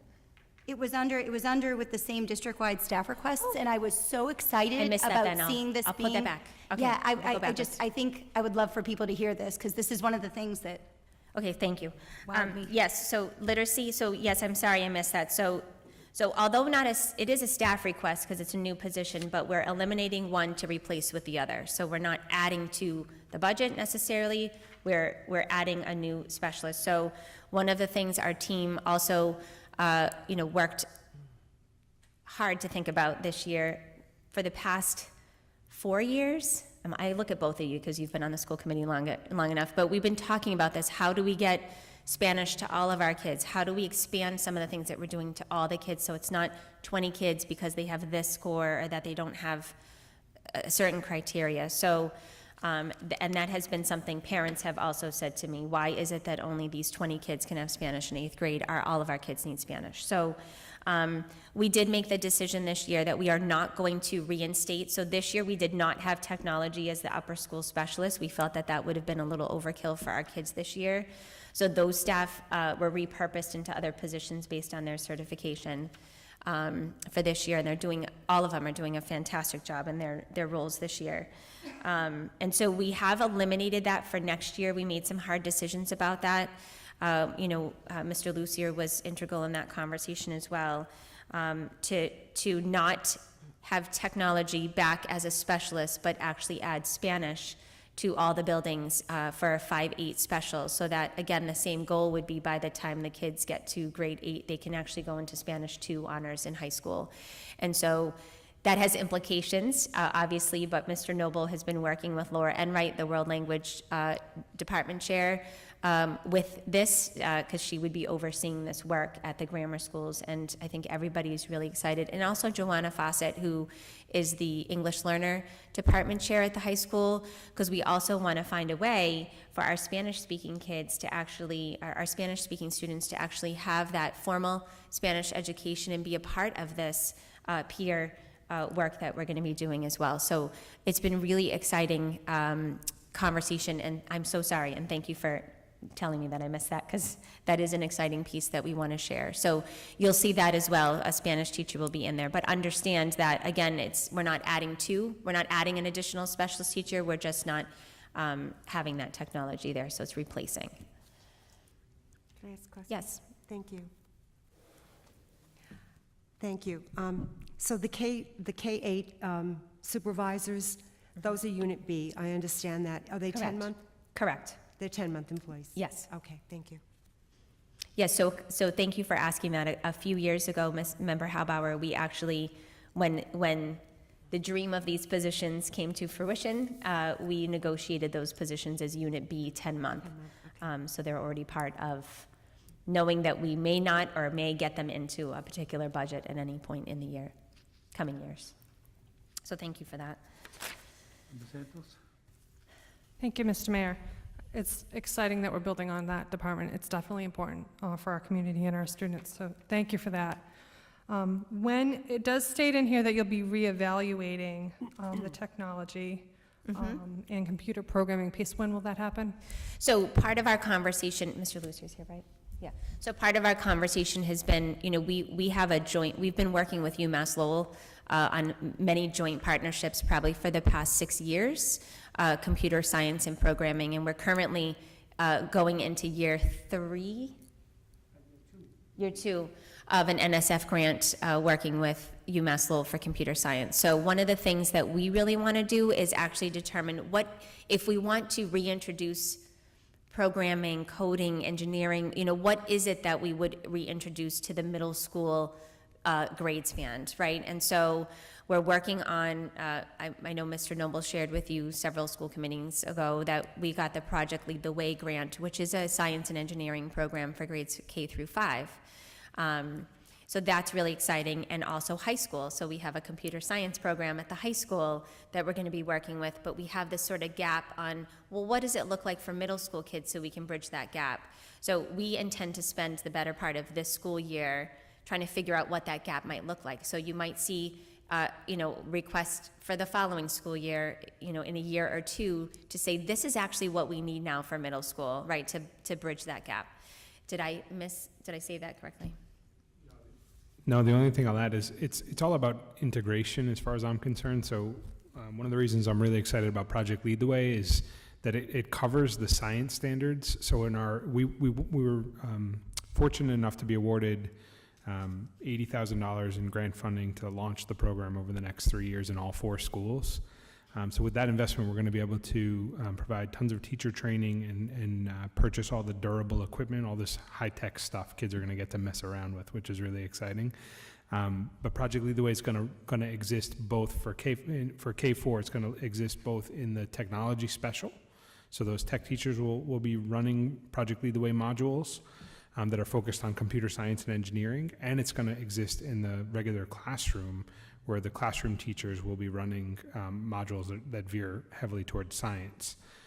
So that's a really exciting piece. So we'll have a chance to talk about it at another meeting, I hope, and maybe we'll be able to report back on how the kids are liking it. But it's going to be a game changer for kids, and we want to learn what does it look like as they go up in the grades. So we're gonna roll that with K5 in the science classrooms next year, and I think we're going to learn a lot from that pilot over the next couple of years to see whether that's something we want to build on in 6, 7, and 8 as well. Yeah, that's exciting. I mean, it almost makes me want to go back to school. So thank you for that. It's good. We have to build on that technology piece because we have to get them ready. We know technology is ever evolving, and we don't want, that gap to widen. So that's awesome. Agreed. Thank you. Thank you. So the next chart on page 3 really just outlines what you have in the narratives for each school, just to kind of put it all together on what we're looking at. So the note that I just want to bring your attention to, if you didn't read it underneath the chart, is so these, in the narratives, I did ask principals to tier this, right? What would you, you might need all these things, but if you had to do it in 3 years, what would it look like? And our year one is heavy, so we expected that. But you'll see in the charts for the principals, there's some positions there that are year 2 and year 3. We know we could build those in time. So this chart simply represents what's in year 1, not 2 and 3, right? So it just represents what would be in requests for year 1 and includes everything. So it includes everything I just said to you that might be out of grants, operating budget. It includes all the new position requests, okay? Question? Yeah? What assumption does it make about, so this year with the pandemic, we had a lot of teachers on leave, a lot of staff that were out. What assumption do we make about those people? Are they built in here? Is Yes. this on top of them? Is this? So anybody that was on leave has to tell us if they're coming back. So the assumption is that they are coming back to their position that they left. And we actually have, do we have any left, Colleen, that hasn't told us they're coming back? Who were on leave fully? So maybe one. So we have one staff member that has not informed us yet if she's coming back or not, but we still need the position, so. So the net would be plus that, plus 92, if I do my math correctly, correct? 92 personnel. Yes. 43 teachers? Yes, because those are already in the budget, correct, because those are not new requests. Yep. So I'm actually going to let Mr. Noble talk about the one-time revenue funds. I think this is going to be a really important conversation for us tonight and moving forward. We have on page 4, there's information there about the different federal funds that we have received and are going to continue to receive. And a couple things will stand out to you here. That I will make sure to stand out to you here. Because we don't want any misinformation out there. So it's going to be really clear that we understand this and we understand how these funds can be used. Because there are rules that go along with these funds. And so the first thing I'm going to say, and then I'm going to let Mr. Noble kind of go through this, is that these funds, it's millions of dollars over the course of several years, cannot be used for things like raises, CBAs, things like that. Really important that we understand that. It has to be used for things that are COVID related, which can be broad, but at the same time, we also have to keep in mind that these funds end.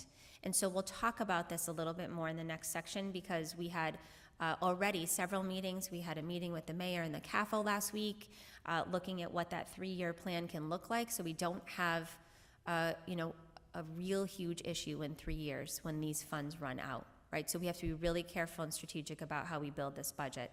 So I'll let Mr. Noble talk about what these funds look like and what they are and how they're going, what the end dates are, and then we'll keep going, we'll keep moving. But there might be questions here, so it's really important that we understand these funds, how we can use these funds, and the course, the tenure of these funds. Mr. Noble. Sure. So these are listed for you in order of expiration. So the first one is we call CVRF, the Coronavirus Relief Fund School Reopening Grants. This was 1.5 million and change that was made available to the Methuen Public Schools over the summer. It originally had a December 30th expiration date, and we were advised to use it for one-time purchases such as PPE and all of those consumables that we needed to buy to get schools open.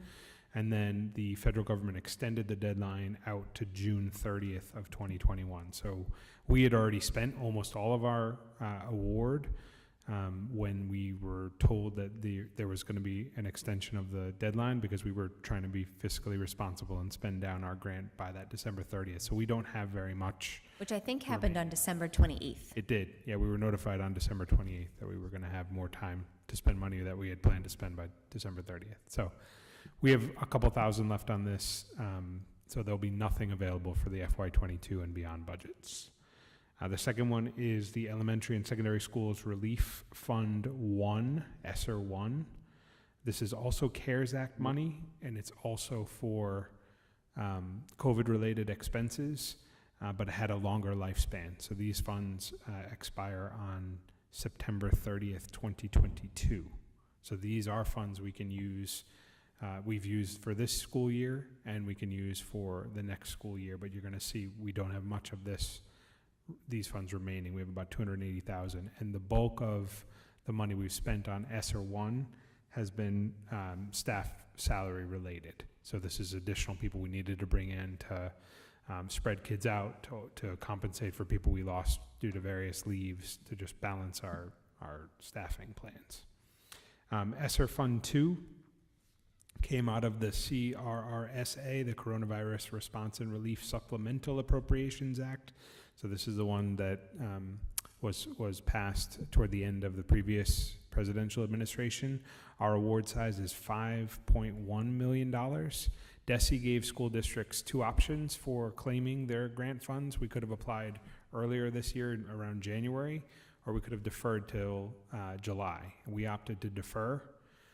It doesn't change our end line, our expiration date, but it meant that we didn't have to scramble to try to get that RFP done, and it was basically because we knew we wanted to save these funds for FY22 and beyond. So these expire 9/30/23, so it'll take us through the next several school years. And then ESSER Fund 3 has been in the press a lot recently. This comes out of the American Rescue Plan package passed by the Biden administration. We do not know how much our award's going to be right now. We've received an estimate from DESE that suggests it'll be in the magnitude of $11 million, and it has an additional year of life on it. So this goes out to 9/30/24. So basically what you can see here is we've got a little of ESSER 1, all of ESSER 2, and all of ESSER 3 that will be available for the start of the FY22 school years, next school year. But we have to be careful how we manage the use of those funds, paying attention to their expiration dates and being responsible in how we are managing finances so that we're not, flooding the system with new hires that we then have to let go in a couple of years. So that's part of the calculus here and why it was so important for us to talk with the committee about these funding sources.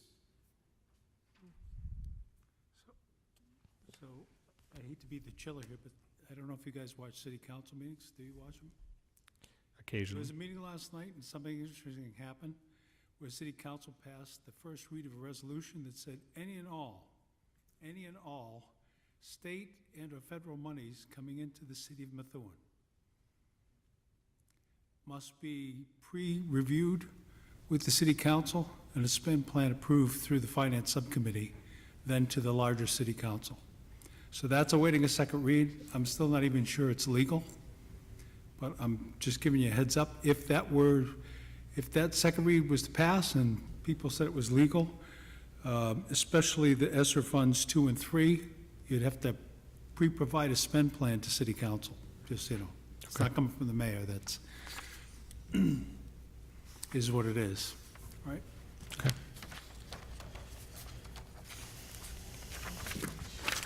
Mr. Mayor, I actually, sorry, Mr. Mayor, but I was actually watching the city council last night, and I think, honestly, the school committee as a whole could challenge that, because technically, we do our own budget in that sense, and then once they approve our budget,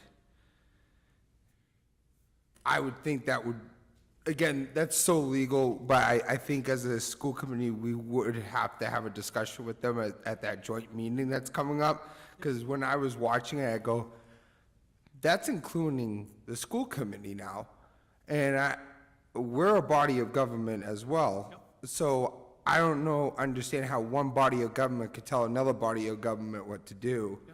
So, again, that's totally off topic right now, but I just want to let you know that I was thinking the same way. I'd love to agree with you. The only problem with it is Chapter 278. It says they're not two separate budgets, it's a budget. Yeah. At the top level, right?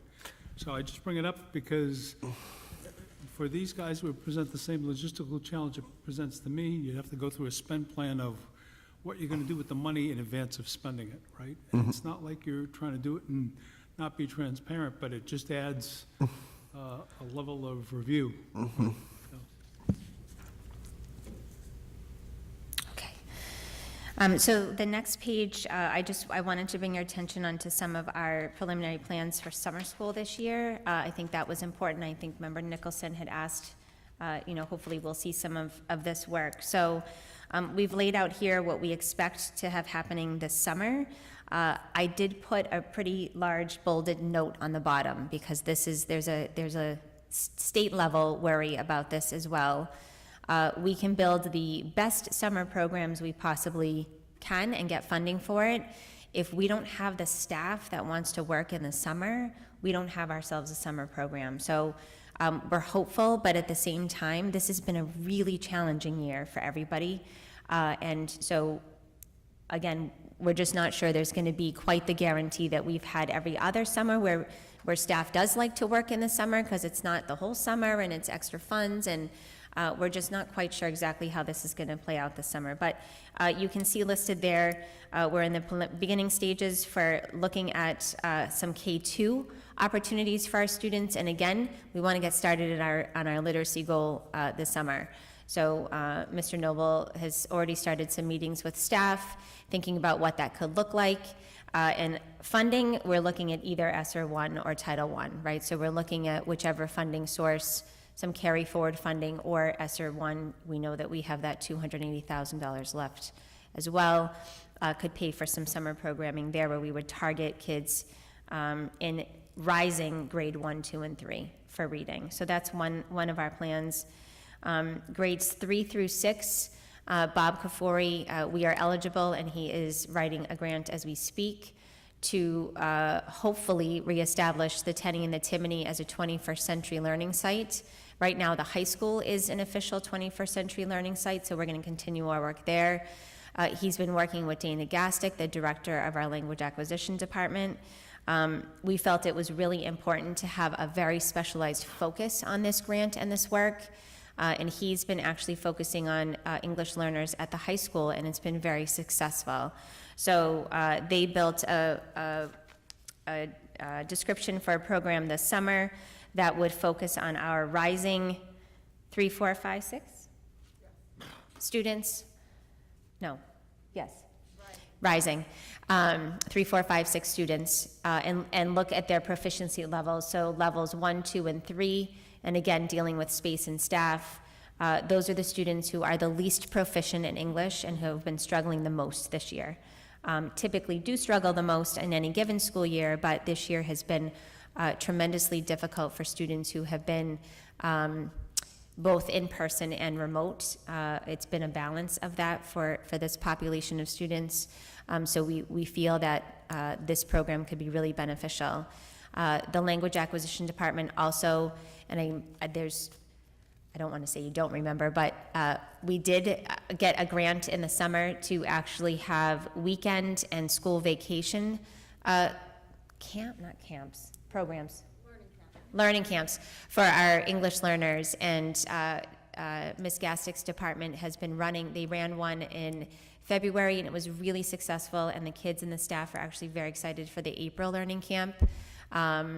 Very project-based learning, very engaging. It's in person. It was fun for the kids.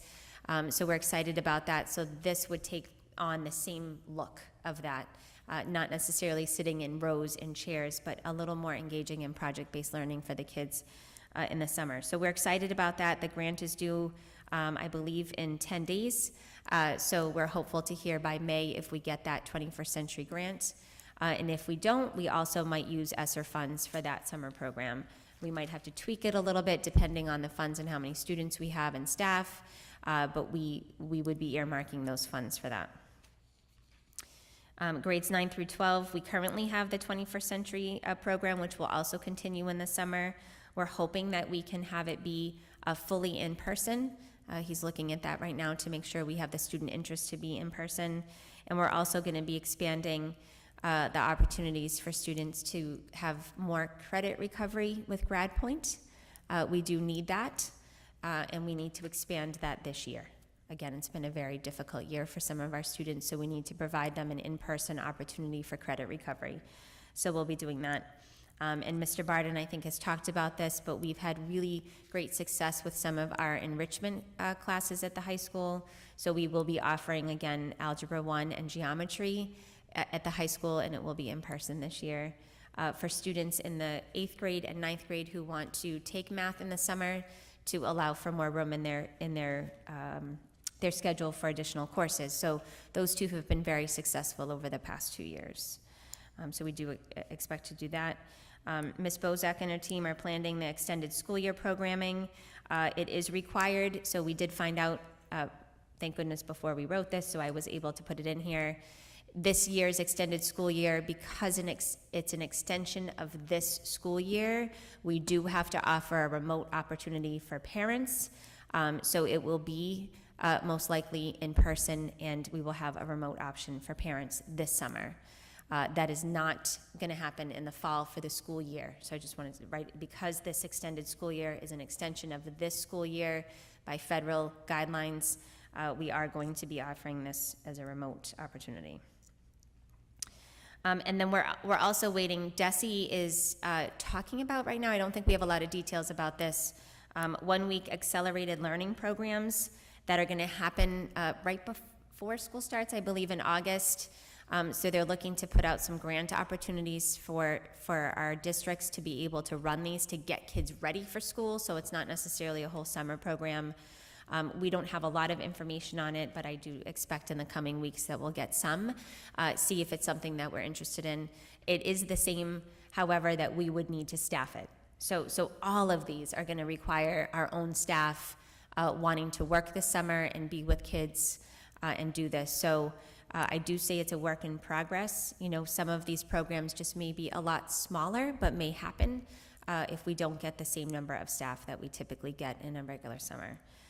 And beyond that, it's not summer school, but I do want to say it out loud here. Ranger Club typically runs a Ranger Club during the summer program. And Mr. Kafori and I just finalized those plans this week. So parents who are interested in that will be an in-person program. Again, it'll be a limited number of spots because of space, but it will be in person. It will be, I believe, 5 to 6 weeks. So again, not the end of school to the beginning. But just provide some kids some opportunity and outlet to be with each other and have some of those social events happening. It's a great program, and so it was one of the things that we wanted to see run this summer, and we had the time to plan it. So that's not summer school, but definitely a summer program. Member Nicholson. Okay. Sorry, Member Nicholson. Thank you, Mayor. I have a question on the programming for L's grades 3 to 6. Yep. And I was just curious as I read through this, if the results of the access testing would benefit opportunities to identify students, or is that not going to be a factor? Will we have, yeah, come on up. If we'll have the scores by then, I don't know.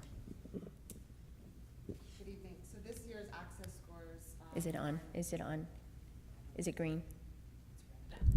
There you go. There we go. This year's access testing window has been extended until May 20th. Yeah, we don't anticipate needing all of that runway, but it is there.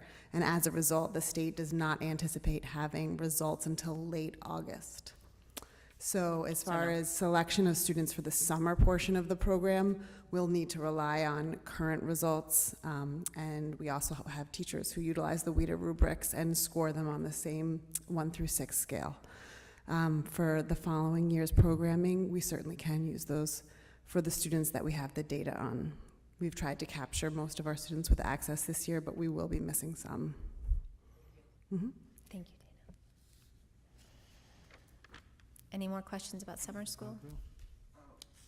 Thank you, Mr. Mayor. For the summer, are we doing anything involving, because I know mental health we were just talking about, is there any programs that are going to be for all students for emotional, mental health support as well? Because sometimes the school, especially summer school, when I was working summer school, a lot of those kids that were coming in was just having an outlet.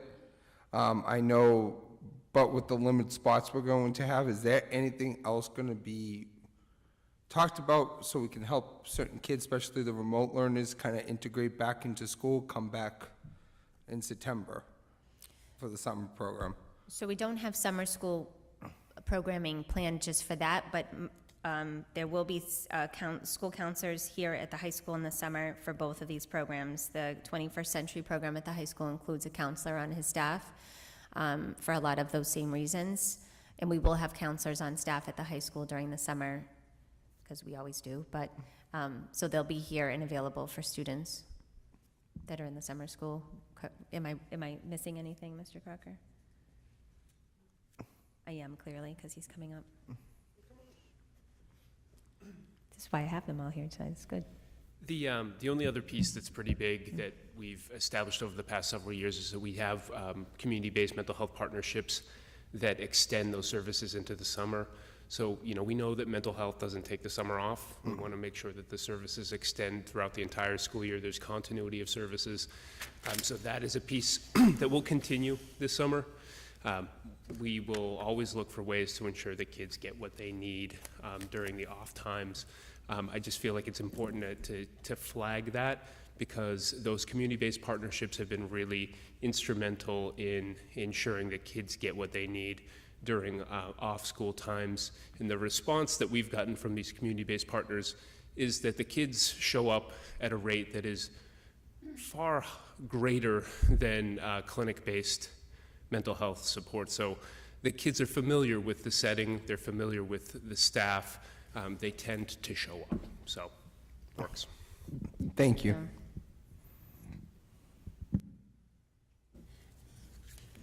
All right. Okay, so on the next page, you'll see, so this is the operating budget summary that Ian put together based on everything that's in this book.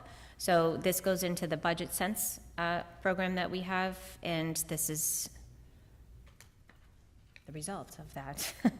So you can see the changes. So the highlight piece just allows you to see the changes in those 7 categories that make up our entire budget. And just to note, the contracted services, those are things like the buses.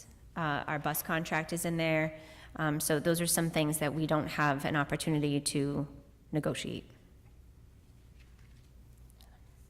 And then I think it's also really important, and it will be especially important, and you'll notice it in the next session when we look at the budget analysis, that we really are, one of the things that came out of when I was acting superintendent and we had a financial audit of this district, one of the things that the person who worked with us really said was imperative for our work is to look at all of our revenue sources and make it all work together.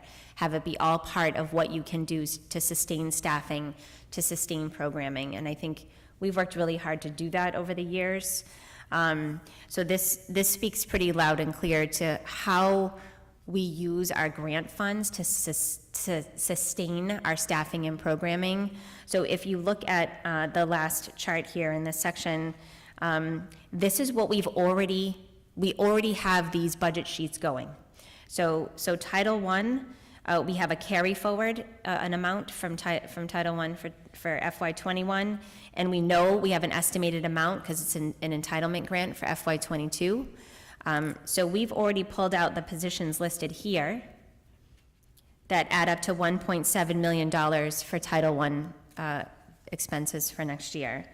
IDEA grants, those are all special education related, $1.6 million. So you'll see that on the budget sheets as well. I think it says IDEA right in the box. Early childhood grant, although small, does help supplement our program assistance, so you'll see that. Our Title IIA and IV grants also have some staffing on it of $280,000, and our Perkins grant also has a staff counselor on that, focused on the CTE programming and career goal setting. So the non-school day programs are also listed there, but the reality is just about $5 million of grant funds supplements our budget with staffing, salaries, and programming. So that's not operating, all these positions here are not operating budget positions. They're positions that we are sustaining through our grant funding. So we really are looking at every possible source of revenue to to meet our goals and align with the objectives we just shared with you tonight as well. And again, I just think that's really important to point out because that's not part of the chart above it. Does anybody have questions about that before we? And then the last pages there are simply just the pages from Desi's site, so you can see what our Chapter 70 amount looks like, which is not anywhere near what it should be. So again, I hope that you all can reach out to our representatives. I have spoken directly with Christina Minicucci and Linda Dean Campbell at this point, who are very hopeful that this will change, which will only be in our favor, that the House budget will actually go back to hold harmless for enrollment for 2019, which is a little bit of a game changer for us. So our October 1st enrollment was 357 students less than 2019. And this calculation for our Chapter 70 aid and the foundation budget is based on our October 1st enrollment. So an estimated, and we're going to say estimated, I asked Mr. Goslin to put in the enrollment from 2019 with this year's formula to see what kind of a difference that would make for us. And it was about $2.5 million, again, estimated difference. So it's going to make a difference for us. So it is something that I spoke to them very strongly about, that certainly for all districts, but urban districts that rely on Chapter 70 aid for a substantial amount of their operating budget, this loss is devastating. And so we're looking at 3 years in a row. So basically this is the change from FY21 to FY22 is maybe $200,000. So you're looking at 3 years in a row of the same amount of Chapter 70 aid. It has not increased that 2.5% that we have been used to. And so that, again, has a pretty devastating effect on a school district like ours if we can't keep moving forward and even level services. And level services mean let's just carry everything forward with contractual obligations and everything else we have and carry that forward. That's very difficult to do if we don't get an increase in our Chapter 70 aid in our foundation budget. So I do want to point that out to you. That's a really important piece. So if you haven't spoken to them, please do, and push this issue. The more they hear from us, the better. But they both assured me that this is a topic of hot debate right now. They both actually felt very confident that the House was going to recommend going back to 2019 because it made sense, and going to this enrollment for any district doesn't make any sense. So I'm very hopeful. I'll be watching that. Again, we have to build our budget on the governor's numbers because that's all we have that is solid. So until it goes through the House, the Senate, and the conference committee, we will not have a final number. So we know this is part of our unfortunate elongated process in our urban centers. So any questions about that before I move on to the next section?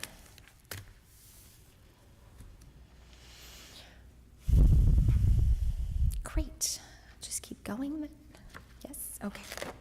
So I added this section. This was not in the budget in the last 2 years that I've been superintendent, and felt that it was important to put this in here for a couple of reasons.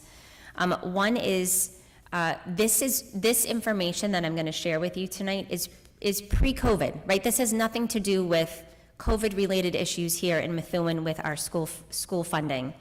And so it's what we're trying to do right now is marry the fact that we've had needs for years in this district. We have not been funded to a degree of what we believe we need to service all of our kids and get our class sizes down below 25 everywhere and have our early childhood classes at 20.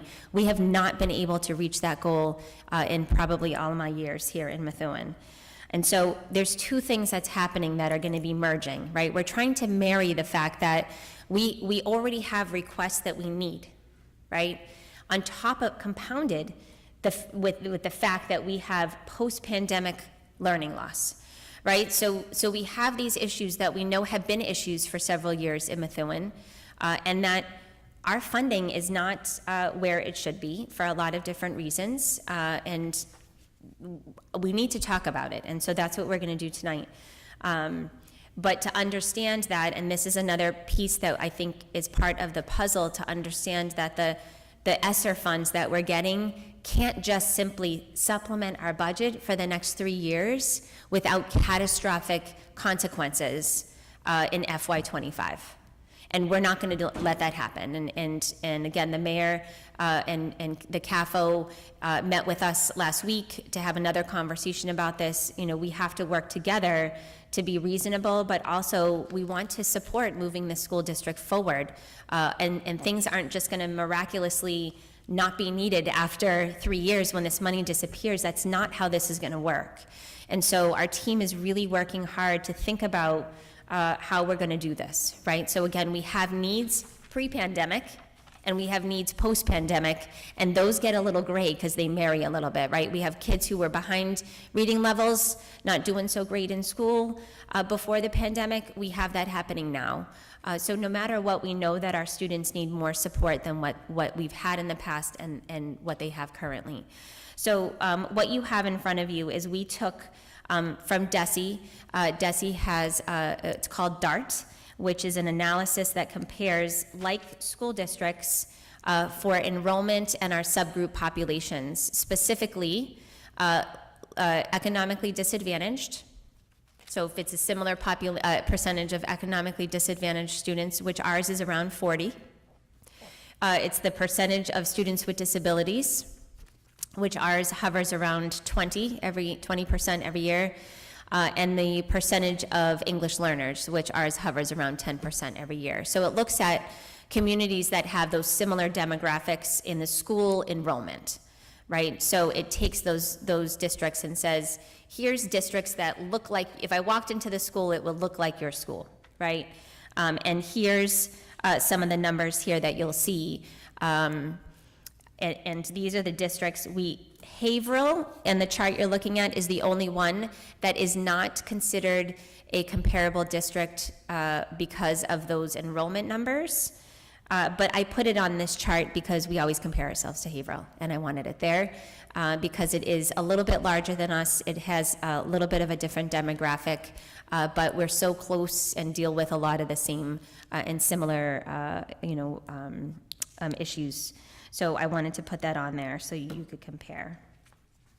So it's not, so the other thing to keep in mind is you'll look at this list and be like, wow, that's weird. Some of these towns seem so much smaller than ours. So again, this is a percentage of the enrollment population. They're looking, this particular comparison is looking at the subgroup population, right? So if the school district has 3,000 kids, and 40% of those kids are economically disadvantaged, this DESE is going to consider that a comparable district because the same percentage of population is economically disadvantaged.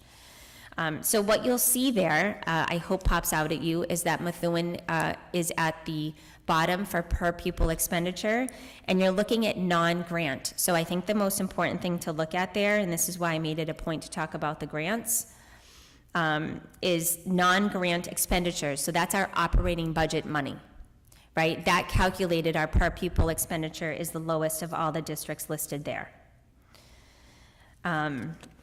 If you look at and then the column I think that's also important to look at is that last column, which is the percent of net school spending over or under foundation budget. So every city is responsible for paying 100%. So it's a matter of what's over or under that particular amount. Does that make sense to everybody? So you can see the districts that are paying a lot more than we are and why their per pupil expenditure is higher. So then the next bar graph just shows that information in a different visual way. So you can see where Methuen is. And I think one of the things that I think was really important during our conversation with the mayor and the CAFO, which is a great argument, is some of these towns are so vastly different than ours, right? And may have a lot more money to give, may have more business, real estate, things like that. So the point that I'd like to have you guys focus on is that when we talk about even MCAS performance, when we talk about statewide assessments, AP scores, things like that, we're looking at we want to be closer to the state average, right? So we always talk about, that's sort of our benchmark and our marking point of where are we with the state average with MCAS? Where are we with the state average in other areas? So never mind the other red bars. If you look at the state average per pupil expenditure, we are significantly below the state average. So that has nothing to do with, these 12 districts, 12 communities. That's the state average collectively.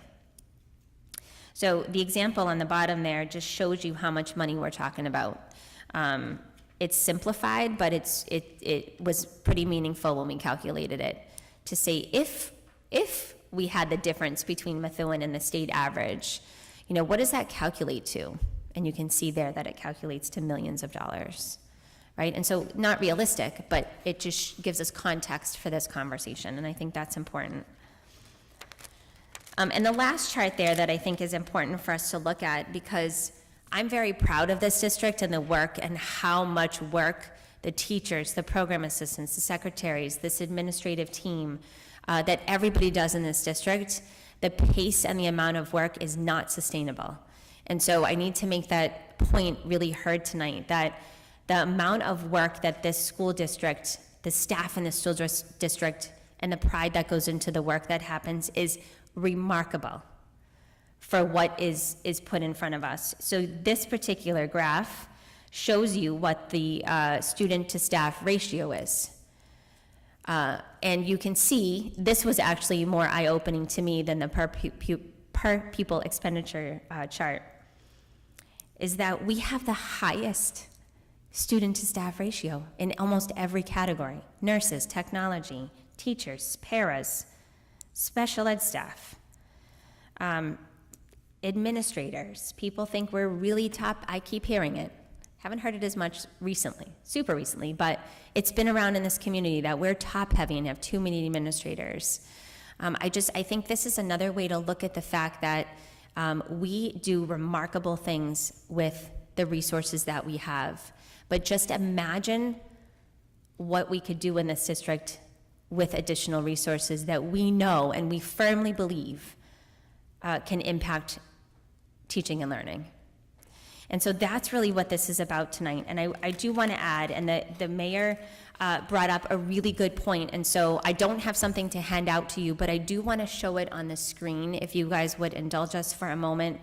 So the mayor and the CAFO brought up the fact that, well, these communities, it's hard to compare these communities with ours, right? They're just totally different types of communities. So maybe they do have a different real estate situation for taxes and things like that.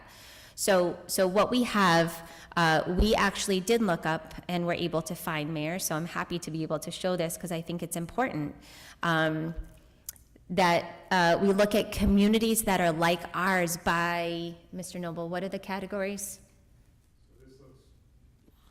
This is another collection of like districts published by DESE, but it's by wealth. So it looks at total enrollment as well as property value and median household income. Right. It's a little bit of overlap with the first group, but it's an economic indicator, not a demographic one. Right. So can you guys see that, or do you want us to read the, can you see that? So Mr. Noble, can you just read the list of communities in that second chart that you just said that they don't have in their packet? Sure. So it's Attleboro, Dudley, Charlton, Haverhill, Leominster, Malden, Methuen, Pittsfield, Revere, Taunton, and Westfield. And I think, one thing we looked at is that, again, that 2019 per pupil expenditure, we are second from the bottom at $12,907. Only Dudley, Charlton at $12,798 was less. So comparing like communities and like districts, so two different ways to look at the data, both show that we are at the bottom end of our per pupil expenditures. And so one of the things that we started to talk about, you guys don't have it in your packet, it's something that we're working with the city, and we're going to be developing this through our conversations, is Ron and Ian built a magic worksheet, if you would. I don't know how else to describe it. It's a magic worksheet. You fill in the number, a calculation happens, and then numbers change, right? So one of the things that was really important for us is to say, all right, what happens in 3 years? How do we start building this budget, right? Knowing that we need staff long-term, we need some of these staff short-term, which will be no problem to be able to use some of these ESSER funds for. So we'll go through, you can see some of that here as well. But how do we allocate these funds over the next 3 years, the grant funds we're getting? And what does the city contribution look like over the next 3 years? And we're estimating over the course of the next 3 years, we typically see a 2.5% increase in Chapter 70. So that's a kind of we're holding that. So we have this worksheet that we started to look at with the mayor and the CAFO last week. And so this is a conversation that we're going to continue to have to say, do we front load the budget with grant funding so the city has a couple years to try to catch up? And hopefully Chapter 70 and SOA, because this is another thing, right? We were so excited about the Student Opportunities Act last year, but that has been very quiet. It's been very silent. So this $200,000 supposedly that increased our Chapter 70 aid was SOA. So we're not sure what that means, but we're not looking at that SOA plan that we submitted last spring and all the work we put into that. So we're hoping that in the next 2 budget cycles, that also comes back into play, because that's a law, right? So the governor has to start building back those funds into his budget, and we know that we will see the benefits of the SOA, right? We knew that we saw some of the benefits of that to begin with. So, part of our work over the next 6 weeks, 8 weeks, and then 2 years is really thinking about how we're going to use these funds so that we don't have a catastrophic event in FY25, right? And so we may not get all of the things that we want or need at this point. We understand that, but we really need to work together to fight for what this community needs for our schools. And that doesn't happen because of the pandemic. And so I just want to be able to make that point publicly tonight that, there are concerns pre-pandemic that we had a lot of things that we requested in the staffing budget the past 2 years that we have not gotten any of. And so we need to continue to work towards that, or we're not going to move the needle. We're not going to move the needle. And, that's my charge, right, as superintendent, to make sure that I am advocating and fighting for all the students in this district and working with the city to make sure that we're not being unrealistic, but at the same time, make sure that we are putting things forward that we know that I can tell you that our district needs, right? And then, again, it's in your hands here to approve a particular budget here in the coming weeks. So that was the purpose of this. I'm expecting some conversation around this before we start asking questions about the school narratives and the positions. Thanks, Mayor. I just want to issue a caveat when we're looking at like a chart like this, and I agree with you. We're never going to have an exact comparable for a town, but I pulled it from the niche rankings, and I understand that's not everything, and they factor in a whole bunch of different factors when they're ranking schools, just generally speaking. And interestingly enough, all of these towns were similarly ranked to Methuen in the particular ranking, with the exception of one, which was Quincy. And when I pulled that one, which was interesting, the caveat I want to issue is that just implementing positions and having more positions isn't necessarily the end-all answer to everything. And when you look at a town like Quincy, who was rated much, much higher than Methuen on that particular rating, and again, I'm not saying that's everything, they have a higher student to, let's say, the admin ratio. They have, a similar, I think it was a similar student spending. They have, they're almost identical with students to teacher, and I just, like I said, I want to make sure that we don't put all our eggs into the basket of, well, if we just add more positions, even if we can't sustain them, I want to make sure that, it's, and I don't doubt that it is, but that it's a well-rounded implementation as to everything we're doing, and not just using, class sizes, which I am a firm believer in smaller class sizes, but just using that and adding more, admins and paras and teachers as the problem, the solution to the problem necessarily. Yeah, and I would agree with you. I think what you see here is that strategic effect in perfection here is really thinking about we're not just adding positions to add positions, we're adding positions because we believe we need them in those particular areas, right? And so, and these are positions that, again, we know we need this support. We know we need this support, and I don't think we're adding frivolously positions to this budget to say we need to add more administrators. Strategically adding 4 administrators to this budget for the grammar schools to do very specific work to meet our goals and for students, I think, is what you'll see here. I don't think you'll see anything that's just adding positions to add positions. These are things that the principals, I think, have thought about for several years on what they know and what they believe is going to make for better teaching and learning in their buildings. And I agree with that. What made me nervous was this particular slide, because I didn't see. Put your mic on. Oh, sorry. I agree with you, but what made me nervous was this particular slide, because I just didn't see all the proof in the pudding. Sure. With this particular slide. And I felt a little apprehensive when the reason being is, if we do this, then, if we add this, then we'll get this. And, that made me a little wary. Thank you. What was the metric that you were looking at, Member Zanipesh? It was the niche readings. And again, they factor in a whole bunch of other things. Right. But again, what was interesting to me was all of these towns, with the exception of one, actually ranked out pretty similarly to Methuen. Okay. And my other response to your observation is just that earlier in this conversation, you noted your own concerns as a parent and school committee member about the lack of opportunity that some of our students might have.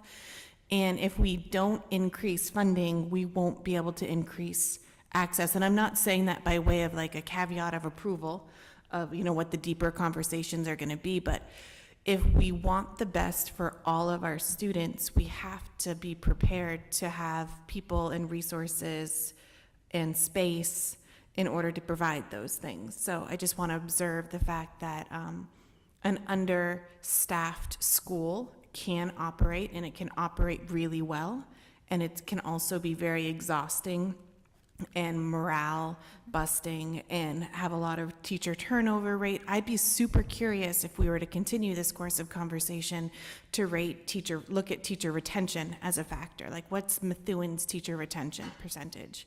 What's the rollover rate? How long do teachers stay in Methuen? As measurements of teacher satisfaction with working in the district, as well as parent perception of a job well done and parent perception of the services being provided and the product being delivered. I'm not saying I want another spreadsheet, but I think that those intangibles aren't captured on this and are really important for how we're doing for all of the humans that we're in service with. I don't think anybody's saying we don't need to increase funding. I think the point that the superintendent made, mine's on, isn't it? Can you hear me? Thank you, Ed. I don't think anybody's saying we don't want to increase funding. I think one of the things we're trying to guard against is making a cliff. So we have these grants for a short period of time, and they're intended to be one-time monies. And for me, I say this candidly, we've got a capital improvement plan for the city that we're about to bring to the city council that has a $2 million roof at the CGS, it has carpets at the Timony, it has a number of other things. But one-time monies are one-time monies, right? So the city is getting the same guidance that we're giving to the schools, saying, you just got to be careful, because 3 years out, if you use up all that one-time money and you've staffed up, what then if you can't sustain, right? And that's the only. Absolutely. You don't staff with soft money. What I would like to highlight, if I may, is that the staffing, the $5 million plus, that's clearly attached to staffing. It's not the one-time funding. It's the grant opportunities, the title opportunities that come. I get that. But that's also important that everyone listening gets that the superintendent does not appear to be staffing with the COVID-related funds, and she was articulating that she wouldn't do that because of the cliff. So it sounds like by and large, we're all on the same page. So if I could just add to that, thank you, Member McLeod. I think one of the things that I do want to point out, so on the chart that we had, the grant funding, so we have at this point, you'll see in the budget pages, you'll see in the boxes, it does say ESSER. So what we've tried to do is to say, what positions do we have that we believe should be funded by ESSER that either we don't necessarily need in 3 years or would not be catastrophic if we lose those funds. So you will see that at this point in here. We've already, I think it's about 1.7 million that, you guys have the workbook open, but 1.7 million of ESSER funds right now are part of this budget. Right? So we have quite a bit of money left to determine what we're going to do with that. If we do use it for staffing, which we can, this is the cliff we're talking about, right? This is the magic worksheet conversation, is if we do use this for any additional staffing, because we've already expended all of our grant revenues, is basically what we're showing you here too. If we do use this for staffing, what is that measure and combination of funds, right, from city to Chapter 70 to grant funding that could get us as close as possible in 3 years' time not to have a cliff? Yeah. And it's pretty remarkable when we started looking at this and saying, you know, we didn't have a lot of time last week to do it, but this is going to be our ongoing conversation over the next several weeks because we're not done with this, right? So it's a matter of we don't want to not use these funds, right, to support our school district. You know, some districts have massive amounts of materials they still have to buy to open schools. We used the funds that we were given last summer to do that.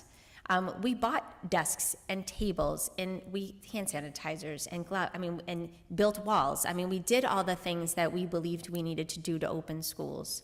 I'm not to say that come September, there might be other things that we have to do because we don't necessarily know what September is going to look like. So we're certainly not going to expend all the funds. So we're not looking to spend $16 million next year. That would be catastrophic and completely irresponsible. But how should we use these funds to best support our needs, to work with the city to say, okay, well, what is that city contribution this year? This year's probably going to be the hardest year of the next 3 years for everybody, right? For the state, for the city, for everything. What do we have to build it up to so that when we're at that point, if we're $500,000 difference, that's not catastrophic. $5 million is catastrophic when we start building the FY25 budget. So, you know, that's the part that I think is really, we're not done with this work. Obviously, today's a preliminary budget. We have a lot of work to go. And this is the work that we have to do with the city in order to determine how best to use these grant funds. So yeah, that's the added piece to that. So any questions or going? So I'll take you guys now to the schools. So we're not gonna read the school, narratives and such, but I basically would just, maybe we go school by school, and if there are questions, I do have some of the principals here, not all, so I hope between all of us we can answer your questions if they're school related. I don't know how, Mayor, if you wanna, I don't know how you wanna do this, if we just want everybody to kind of go around the table, and if you have questions about the CGS first, we can answer those and just do each school at a time. Does that make the most sense? Question first? Of course. So the enrollments that are listed next to the classes? Yes. Are those anticipated or are those actual? Those are anticipated, right? So those are actual except for grade 1. That's where we saw the biggest, so the insert I gave you, so Mayor, it's on your desk, the hard copy. Yeah, so grade 1 is the estimated because grade 1 is the only grade level that had significant numbers less than what we saw last year. So that was what I changed for all of you that I sent you PDFs of and gave you hard copies of so that you would understand that. So we are lower in enrollment, but it's so spread out that impact, if some of those kids have already come back, when they heard we were going full in person, some kids re-enrolled. We've had some kids come back over the past several months that we did lose. We've had new students. But the rest of the numbers, when we were looking at it, were much more spread out, right? The homeschooling kids, the private schools, they were spread out, grades 1 through 12. K is really the remarkable grade level that it was really important for us to think about what was our K enrollment last year. That's what we're going to expect our grade 1 enrollment to be next year when all the kids start enrolling now for first grade. So those are the only, so that's a great question, but that's the only grade level we felt we needed to actually, that's not an, the first one you got is accurate, and the requests look really funky, because I did ask the principals to use the estimated enrollment from last year. So hopefully the grade 1 piece makes more sense to you right now. And the only other question I had, generally, Yes. before we go to schools is, so I asked before about staff members and not just teachers, coming back from leaves or whatever. Yep. Is there a way we can, as we go through these classes, we can, I'm trying to think comparison-wise, I don't know, to pick like a grade 1, maybe that's a bad example, to pick a grade 4 or 5, how do we know that, I saw the total of Unit A, admins, and program assistants comes up to 92 new heads. That's 92 brand-new heads planned for FY '22. What's the number of people that we anticipate returning, and how do they factor into these? You know what I'm saying? Yeah. So I asked this, the net is plus 92 plus whatever that number is. So it's not though, because the budget that you see, those are not new positions, and we're accounting for their salaries already. So it's not an addition to, so whatever we They had. were on a leave, they weren't teaching. Yeah, but we had that, so anything that we had in the budget last year, we accounted for all those folks' salaries, right? Yep. And then they took leaves, whether it was in December or September, whatever the leaves were, right? But they were still accounted for in our budget, and they were still accounted for positions. So that's not a new position, and all those folks have said they're coming back except for one. So those people and those salaries are already part of what you're seeing. They're not new requests or new people or new money. So the only things that you're seeing are the yellow highlights, which is the new requests for enrollment purposes, the reading specialists, things like that you'll see in here, particularly for class sizes, which I think the principals all really spelled out very clearly in their narratives where those class size issues were. I do understand, the good news is I understand the Excel program at the CGS pretty intimately, so if you have questions about the CGS, I will be able to answer those. Ms. Provetti unfortunately could not be here tonight, so that could be a question, but I hope that makes, Mayor, did I answer your question? Yeah. Okay, so it's not on top of. Ruminate on it, but yeah. Yep. Okay. Well, it's the question I keep asking you, right? It's tied to how much, and you kind of sort of, I keep asking you, and I don't really think I'm clear on the answer, and it may be me, not you. How much are we paying staff-wise that's going to people that's that are not working right now? Not in the building, I shouldn't say in the building, that's a bad choice of words, that are not working, right? Whether it's staff, administration, teachers, others, right? Because to me, unless the enrollment picks up, right, there's a net gain to be had, but I'll ruminate more on it, and I'll come back. Okay. Okay.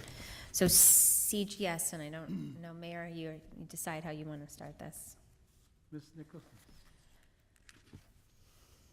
Thank you. And I'm not questioning the requests. I want to be clear about that. But I have two questions. Yeah. One would be about the program assistants, and one is about the additional counselor. So I'll start with the 6 program assistants in grades K to 2. And that was a request from all 4 schools, so that's a total of 24 program assistants.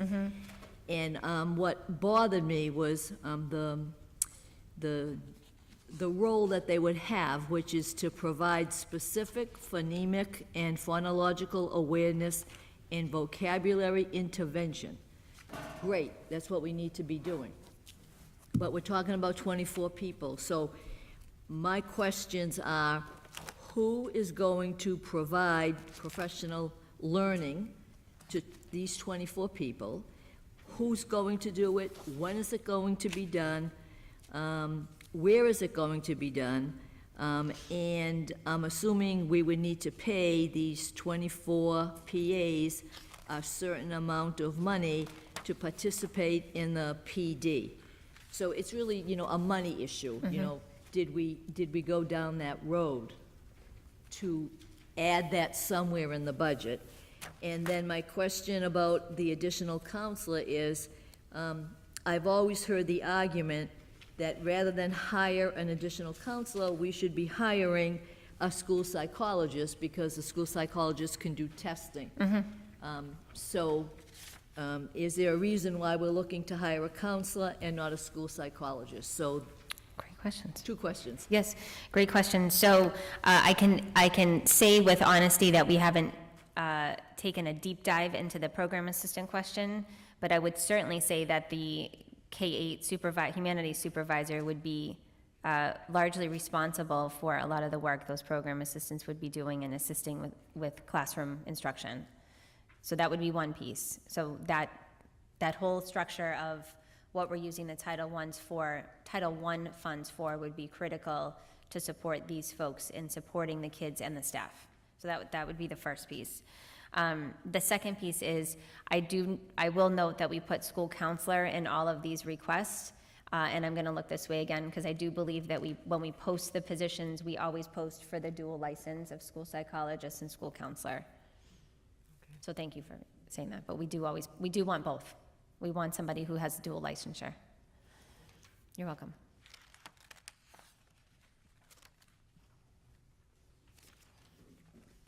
Member Hallbauer. Yes.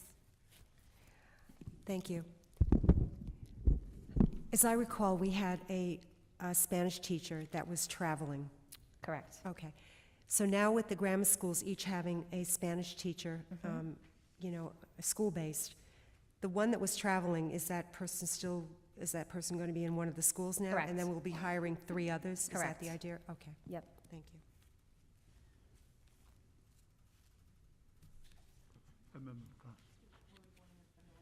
Oh, go ahead. Oh, I'm okay for now. Actually, I had a question about the PAs, but if we're going to get more information about that, right? Because I also have questions about the PAs. All right, ask, I mean. So I noticed with celebration in my heart that they're getting PAs back in kindergarten. Well done. That's a good proposal. And I'm wondering, though, about their description and whether or not it jives with the current contract their bargain language, because it sounds like they'll be responsible for creating lessons, which is not always part and parcel of a PA role. So I just wanted a little bit of clarity around that. So what I can give you right now, it wouldn't be creating, they would be executing, which is part and parcel with their current collective bargaining agreement.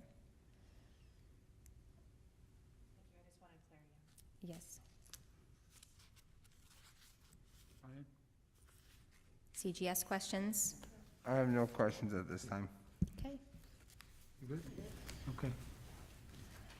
All right, we'll go to yes, Member Nicholson. Go ahead, Member Nichols.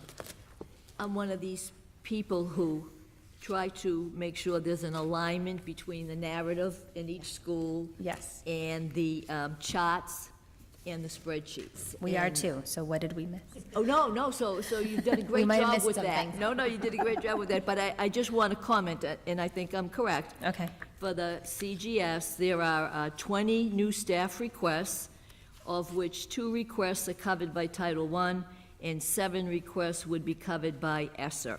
So the net would be, you're looking for funding for really 11 positions, not really 20. Right. Because you've covered the others. So I did that for all the schools, and I felt better after my initial observation of 92 Yeah. additional positions. Correct, yeah, we could have added a column here that said the funding source, so it would have been a little more obvious in the narrative, but you're correct. And then just one more time. Good point.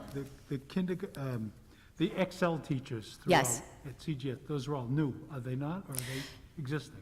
So what we have right now at the CGS, you have so the newcomer program, which we call the Excel program, in grades K through 4, they're single grade classrooms.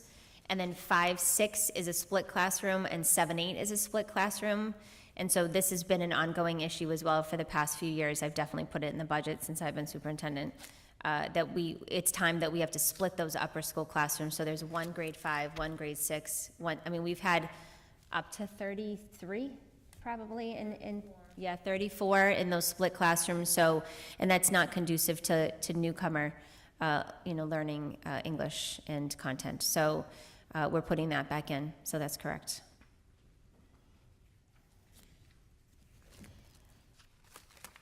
Want to go on to the Marsh? Member Nicholson, do you want to start with the Marsh? Do you have questions? No, just the observation. Just the observation, 18 requests for new staff. 2 would be covered under Title I, 6 would be covered under ESSA, so really the net here is 10 positions that we're looking to fund. Excellent, yep. Yep. Member Halbauer, do you have questions about the Marsh? Not at this time. Okay. Thank you. Member Pesh? My only question, and it's somewhat general, we're adding a kindergarten teacher to each school, right? We are not, We're not. no. Okay. I read somewhere, but you were adding, it said something about 23, lowering it to 23 kids in the classroom on average. Am I making this up? So, It was a lot of reading. so our goal, of course, is to have K2 classes be the lowest, and under 25 everywhere else, but 2 things stop that. Number 1, we are running out of space, so this isn't a new conversation for us either. So the other part of this request for the principals was, if you're gonna ask for it, you can't tell me that if you get it, don't have space, right? So we have to figure out the space issue. So we are running out of space. I think Mr. Barden also noted that in his narrative, that if these requests do come through, he's gonna have traveling teachers in every department now, and this is a brand new school. So we're at a point where we're, again, continuing to talk about well-needed space. But we're not adding a kindergarten teacher to every building. We're trying to keep those numbers low, but the principals still, are looking at, if you look at the average class size for kindergarten, they're not exorbitant. It looks like we're around 20, 22. Yeah, I do think, that age specifically, I think it's paramount to have really small class sizes. Yeah. If obviously space allows it and the budget allows it. Are we basing the enrollment on what we have now, or are we basing it on past years? Past years. Okay. What we expect, right? So our anticipated enrollment for kindergarten for next year would be what we had last year, like a normal year. Okay. Because what we have now, right now we have like 80 kids at the CGS in kindergarten, and typically we have maybe 100. Right, but when you say last year, you mean? It's so Pre-COVID. 19, Okay, yeah, so, just so, making sure. yep, so last school year, Okay, not this one, not 2021, okay, yep. all right, yeah. And as long as we keep a watchful eye on that. I Yep, we just- absolutely will. We're not sure what to expect, right? This is gonna be Exactly. a different kind of year too, and obviously, that might be something that I would have to come to you in August to ask for a permanent sub position or something if we see one of the schools skyrocket. Okay, thank you. Yep. Marsh, Member McLeod? Marsh? Member Ms. Santos? Member DeZalga? The Marsh? I'm all Questions? set at Okay. this time, Mr. Mayor. Mayor, do you have questions about the Marsh? Okay, so we'll go on to the Tenny. So if you would indulge me for 1 minute, just so I could explain the acceleration classroom, because that may be a question that maybe didn't come out as clear here, but in speaking with, and Mr. Reeve is here, so the conversations were the same with Mr. Reeve and Ms. Donovan about this classroom, is, again, this is where we, have 2 very high needs schools, and they're the largest schools. And so we expect the enrollments in those schools also to go up more than the other 2 schools.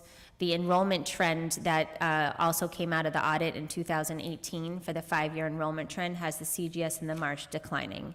So we're not, on any given year, we're not really expecting those enrollments to go up. So we'll keep our eye on the kindergarten, certainly in those 2 schools, but we've been holding steady and going down a little bit in both of those areas.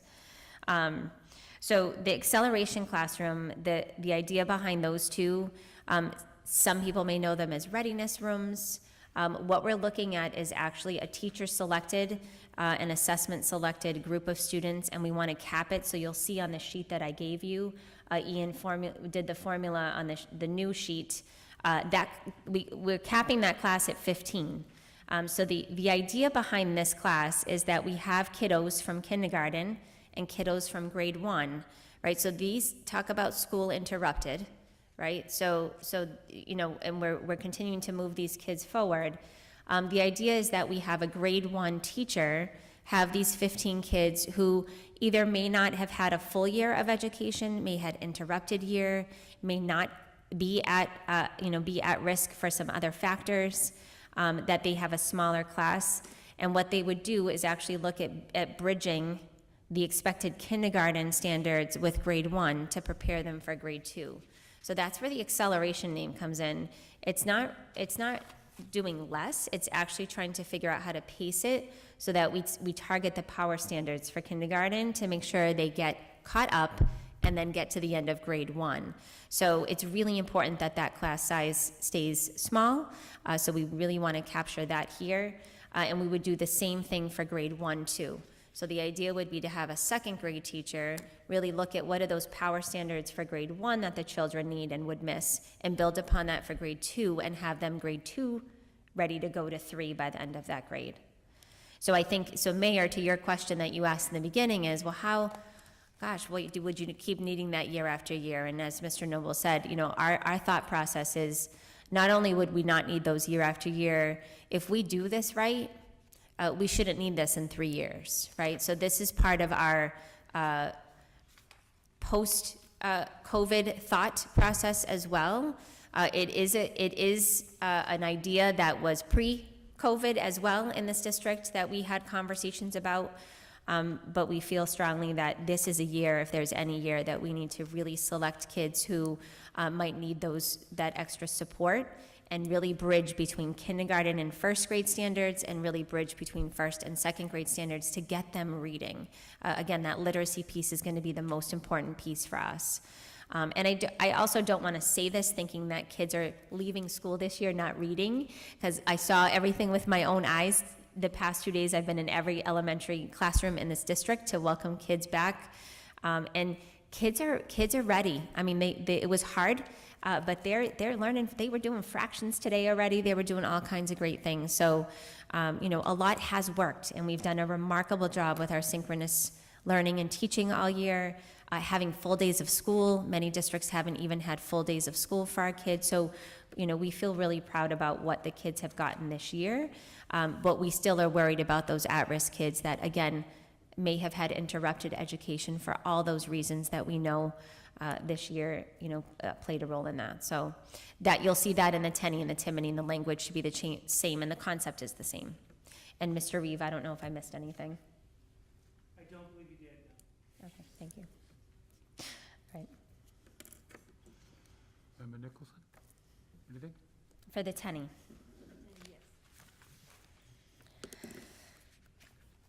It's actually not only at the TENI, it's also at the TIMONI. It's a request for a .5504 coordinator. And I noticed that was in year 3. And I'm just wondering, as I read the narrative, is there a sense of urgency? And I'm not promoting the request for additional positions, but is there a sense of urgency that should occur, especially in light of the 8th grade data we heard before from the TNTP, or whatever those initials were? That was exactly right. Right. Yes. So I'm asking the question. Yeah, Can so we wait that long for those 2 positions? yeah, I think they're on all 4 schools, actually. We have the 504 coordinator on there, and we had it on last year. Again, it was a difficult task, because I did ask the principals, you know, you have to prioritize some of this. It all can't be, we can't think about all of this in 1 year. And we started that idea and thought process last year when we put forward this budget, right? We need to kind of think of this strategically over time. I would say to you that all of these positions are critical. I think every principal behind me and who is watching right now is going to say these positions are all pretty critical, but we also want to be very realistic. So, you know, we have staff who are working with the 504s. I think part of the concern, and I'm sure Mr. Crocker would agree with me, so I'm hoping I'm not putting words in his mouth, concerned about how many more students, might need that support next year. So we might see the number of 504 plans increase next year based on the anxiety and the depression and the trauma if it's interfering with school. So again, I'd say all of these positions would be great in year one, but we did have to prioritize those. So that is something that they all felt could wait. The classroom piece of this, I think, is where we wanted to really go first. Okay, and then just a comment, and I say this so that the people viewing this at home, if they aren't really in a level of detail like we've been through this book, I want to make sure they understand that there are 18 requests at this school, and that we have 4 positions covered under Title I and 8 positions under ESSER.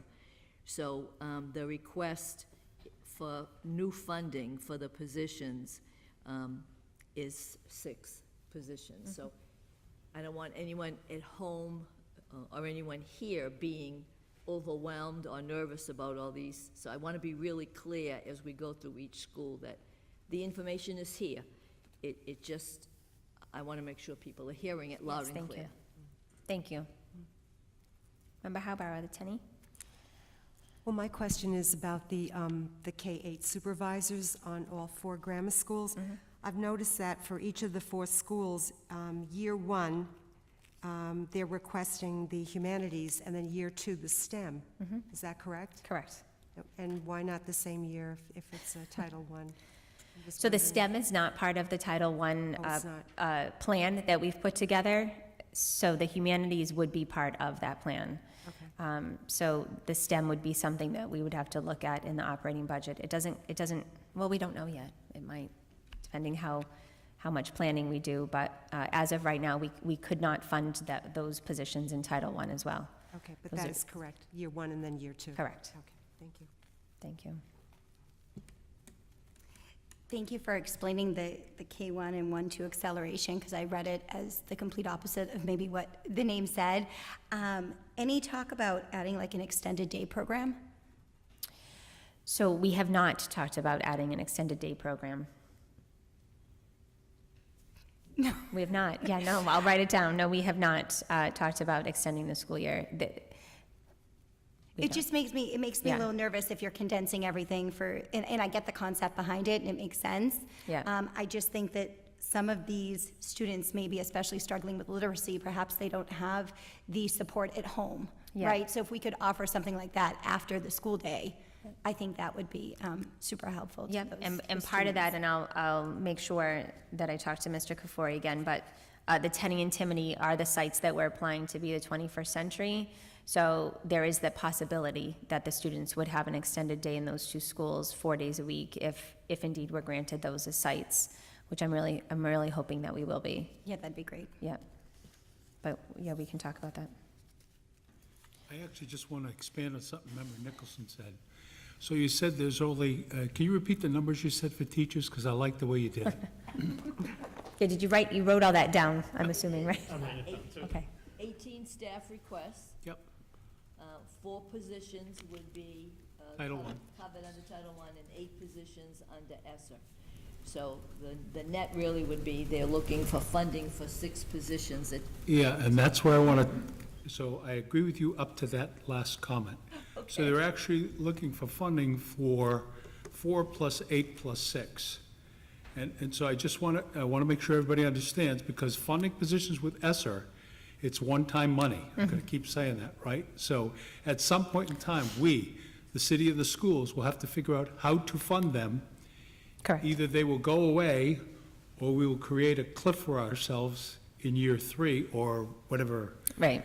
2025, yep. right? Budget fiscal So season, fiscal It's cycle, yeah. not just 6 new positions, it's still the total, right? And so it's just how we choose to fund them, and that's something we're still trying to dialogue about.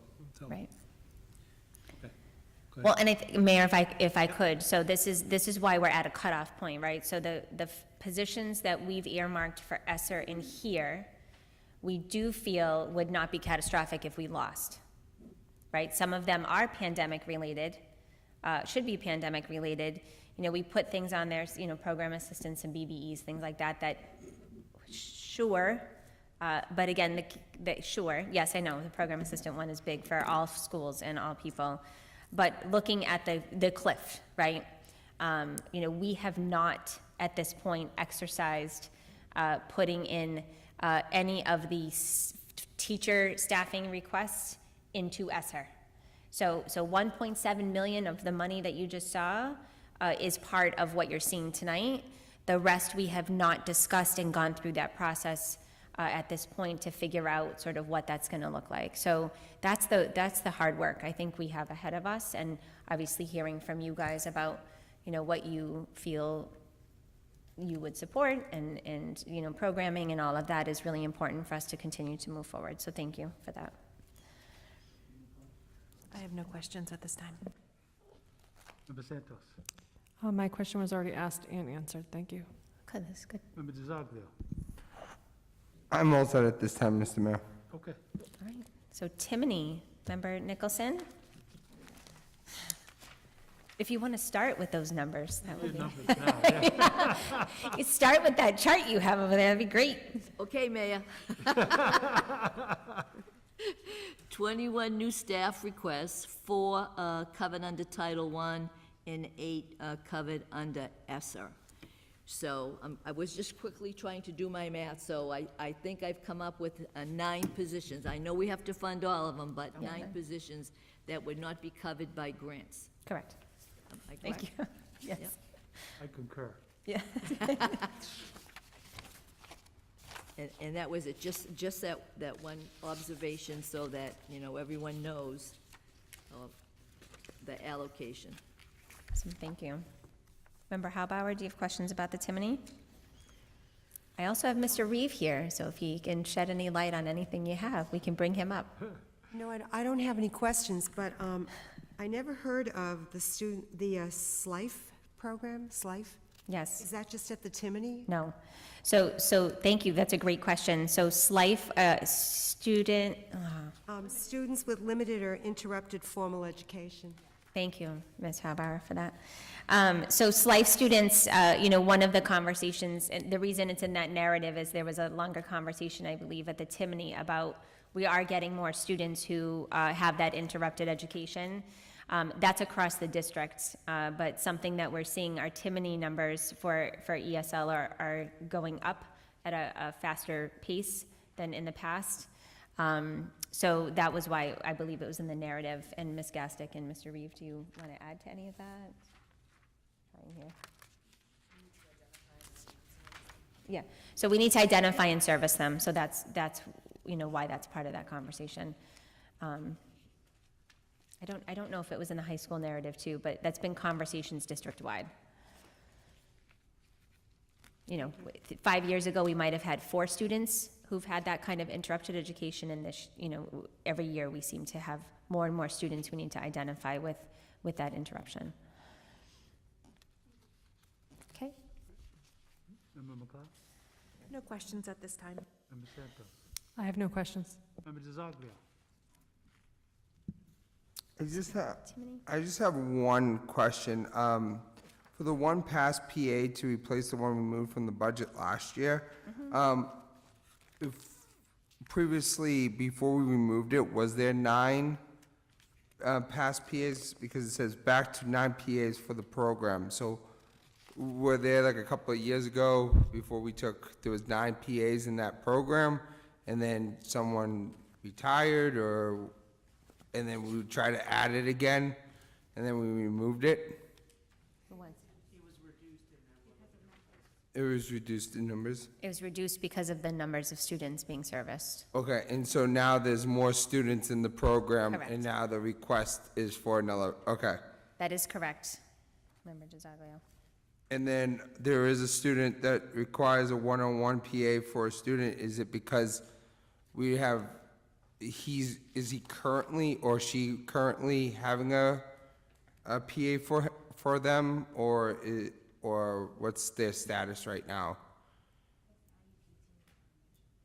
So a current IEP team determination. Okay.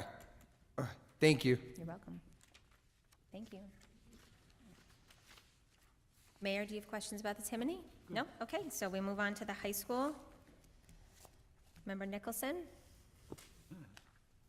Okay, here's where I diverge now from my data, because I'm one of these people who count the requests in the narrative and in the spreadsheet and in the other list.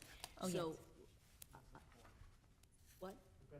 So I struggled with the high school, because from my count, and I did it twice, but, you know, you can show me I made a mistake somewhere. I'm looking at 16 requests in the narrative. I'm looking at 12 requests on pages 68 and 69.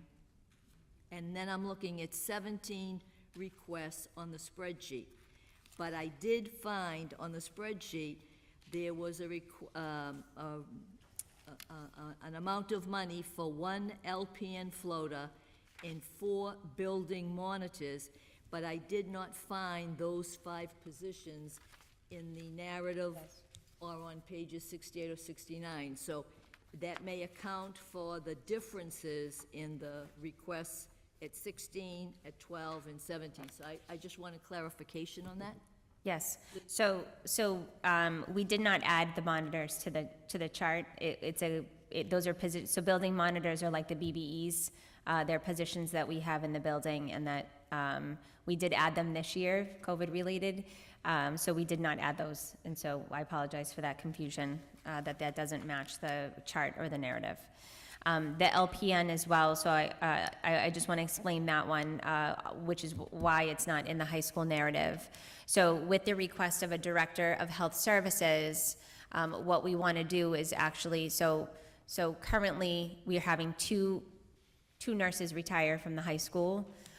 So we want to replace one of those with an LPN that would actually be housed at the high school, would be the home base, but would be a floater, meaning that if a nurse at another school calls in sick, that LPN would go over and support the nurse at the grammar schools, because we have a really hard time getting substitute nurses, and so we need that support. And one of the things that was pretty striking is the data shows pretty clearly that the number of students that the grammar schools see on a monthly basis far exceeds what the high school nursing staff sees. So having 2 full-time nurses at the high school, while not ideal for the total number, the number of students that actually come to the nursing office, I think can work and be supported by the LPN on all the days that the LPN might not be at another school supporting staff. So trying to also, in doing that, we're trying to find the funds to be able to support the LPN plus the Director of Health Services. So we wouldn't replace a full-time nurse for $80,000, but we would be looking at using some of that salary to help fund those positions in that manner. So you are correct, that is not in the high school. That was more of a district-wide conversation, so I should have added that to the district-wide position, because it really is going to support the district. So that's an adjustment I'll make as well. Okay, and the 4 building monitors would be Yes. under the ESSER That, grant? correct. Thank you. Correct, yep. So we can correct that. Thank you. High school questions, Ms. Howbauer. Thank you. You're welcome. I also had a question about a discrepancy in the narrative and then in the chart. On page 67 in the narrative, under general education classrooms, there are certain content area teachers that they're requesting, and some of them are listed in the chart on page 68 and 69, but I don't see the request for the world language teacher or the health teacher. So the pages I gave you tonight and that I emailed you yesterday also had the adjustment to the chart that, I thought I had put those in. Okay. if you just, because I didn't include that, that was one of the things we caught on Friday when I emailed the group saying that I would definitely have those to you corrected. Okay. Was that chart that it didn't match, and he was looking for a year 2 request. Okay. Yep. Thank you. So the health teacher and some of those are in the yeah. Did I get that right? Yes.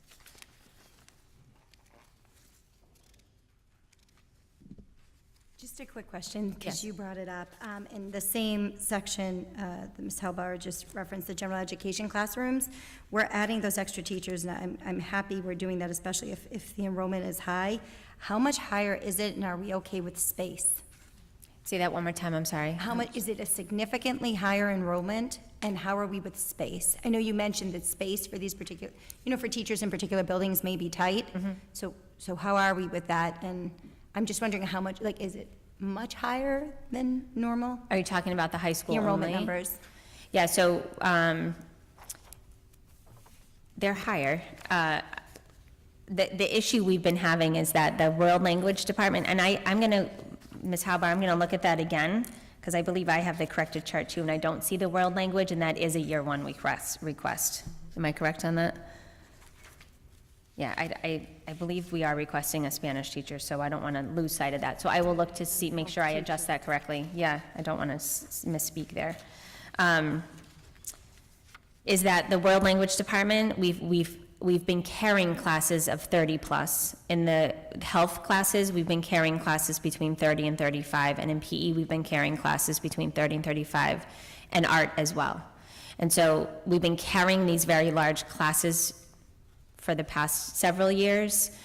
So that is part of the urgency of some of these requests at this point. We just can't keep carrying 30 to 35 kids in our Spanish classes, health classes, history also. It's the smallest department, core subject department is our history department. We've been making some gains every year because we've added a position. I think last year we added one. And so we have some particular courses that we still have over 30. So that additional teacher hopefully will be the last teacher we need to request for the history department to get those class sizes down.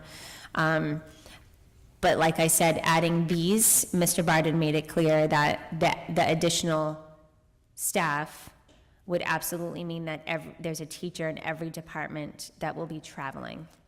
So that is happening right now. So any more teachers added, we're just gonna have more teachers sharing classrooms. They're gonna be here for this block and here for this block, and they're gonna carry their iPads and their materials from classroom to classroom. So not ideal, but we are hitting that mark at this point. So we had those larger class sizes to begin with. I was just looking because Right. it said that we had one of the highest trends of enrollment Yes. since 2014-15, which concerned me because I know the student population, although, de minimis, is somewhat going down, right, from those years? Yeah, so the enrollment that we're referring to is the same enrollment the enrollment audit that we did in 2018. It was a 5-year trend, so it still carries us here for another couple years. That definitely said the CGS and the Marsh were declining. The Tenney and the high school were increasing at a higher rate, and the Timoney was not decreasing, but not increasing at the higher rate as the Tenney and the high school. So our trends are higher. I would say just alone with the Tenney class of 180 going to the high school in 9th grade next year, that's going to bump up. You're talking about another 30 to 40 two classrooms of kids that are going to be added to what a typical school year might look like. So, there is some concern about that. And again, we're trying to get the departments that we've been carrying these large classes for several years, down. And then with the changes, hopefully you were able to understand the L changes in the programming, that we're going to be pushing in our English learners to the regular ed classrooms, which is the right thing to do. But by doing that, now we're pushing in 60 to 100 more kids in all of our content area classrooms. And so that's where those requests, that's where we're talking about those requests as well. That's the hard part of this, right? We're doing the right thing for kids for programming, and it's just going to mean altering some different programs and classes. What time is it? Yeah, but we not until after 9, we don't. Started at 5:30 today. Is it a 3-hour gap? Oh, I didn't know that. 3 hours, isn't it? Let's just do it to do it, because if it is 3 hours, we're at that mark. Yeah, I'll make a I don't know motion if it's an actual time on the clock at 9:30, or if it's 3 hours, because think it's we 3 are at the hours. 3-hour mark. So do you want I'll make a motion to extend the meeting. Need a second? Second. Motion by Member Pesh, seconded by Member DiZoglio. All those in favor signify by saying aye. Aye. Opposed? The ayes have it unanimously. Thank you. You good? I'm good, thank you. Okay. Now, you may have explained this, but I missed, so I'm not going to pile on because this is one of the few that I couldn't do the math. So I'm with you, Member Nichols. We'll double check the high school for Yeah. sure. We'll make sure that don't I've wanna got, pile it's on my 'cause I'm a fault big because fan I of had to Mr. adjust Bowers. it like 6 times, So so you I may will have make sure. explained this. What does a building monitor do? So the building monitors are also, they're doing the bathrooms, they're covering different duties. So in the, Security? Is that the wrong? they're doing hallway monitoring, yeah, so the monitors have the multitask. You know, at the grammar schools, the lunch monitors are really just that, they're helping in the cafeteria, they're not doing some of those other things. At the high school, they have other tasks, so they might also be doing lunch supervision, they might be at bathrooms, signing kids in and out of bathrooms, they might be doing hallway duty, things like that. So it's similar to what a lunch monitor would do at the grammar school, but at the high school, we have other needs, so we're just calling them Okay, monitors. and then Yeah. a question I probably should have asked before, but, so the ice rink is a favorite topic of mine as a Yes. former hockey player, so I'm gonna bring it up anyways, because I know Member Pesh loves it. So there's a custodial position that's in blue.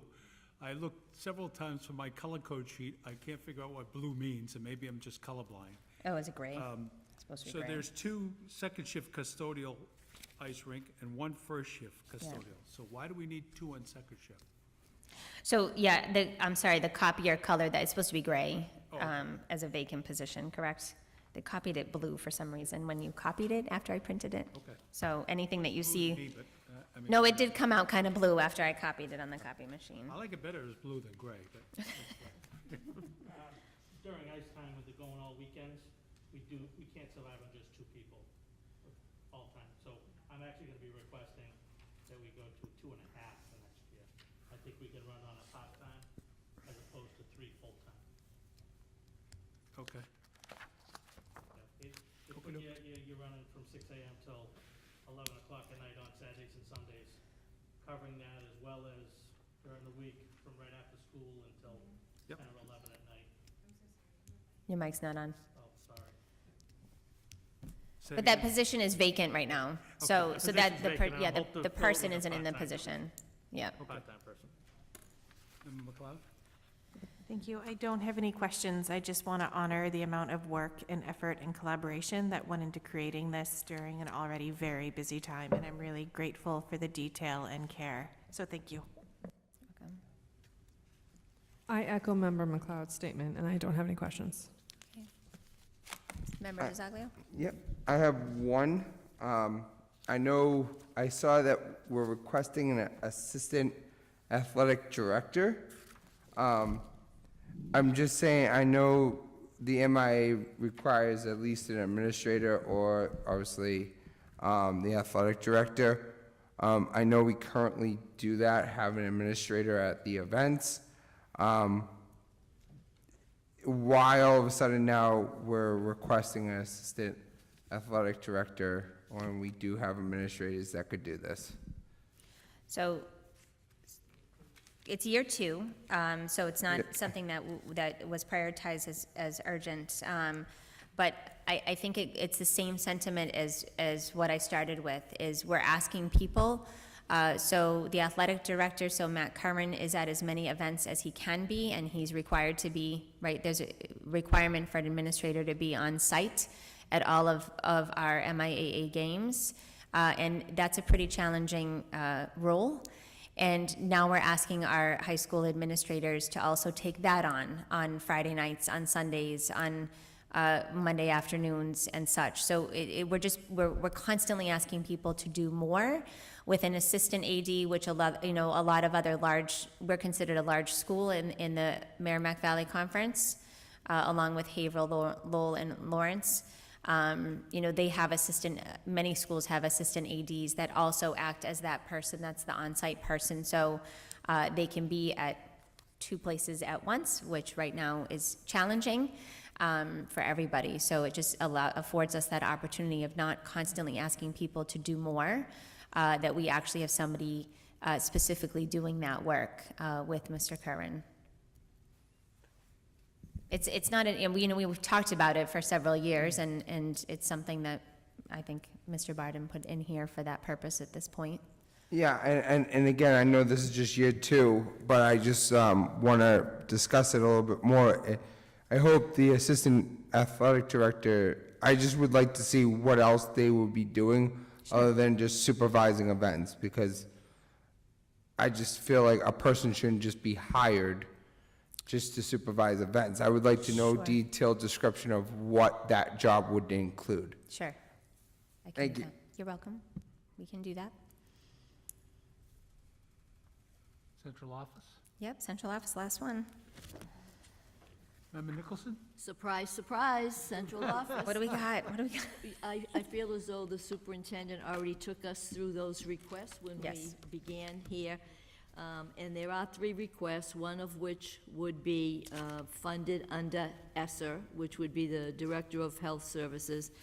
But I also want to, again, reiterate what you reiterated about the overall increase in bus transportation. So that's an expense that we have little or no control over, although I know we perhaps want to negotiate a little bit more, but anyway, so the 3 positions and the increase in transportation, so you've covered it, thank you. Thank you. Member Haubauer, do you have any questions about central office? No, I don't. Thank you. Member Pesh? I think we had talked previously, pre-COVID, about that English, Spanish enrollment specialist. I think it was in like a previous budget Yep. somewhere. And I think I said the same thing I'm about to say now. If we can get them to speak a 3rd language, if at all possible, be it Arabic, something. Right. I think it could, potentially Only give be us some beneficial. savings as well. Yep.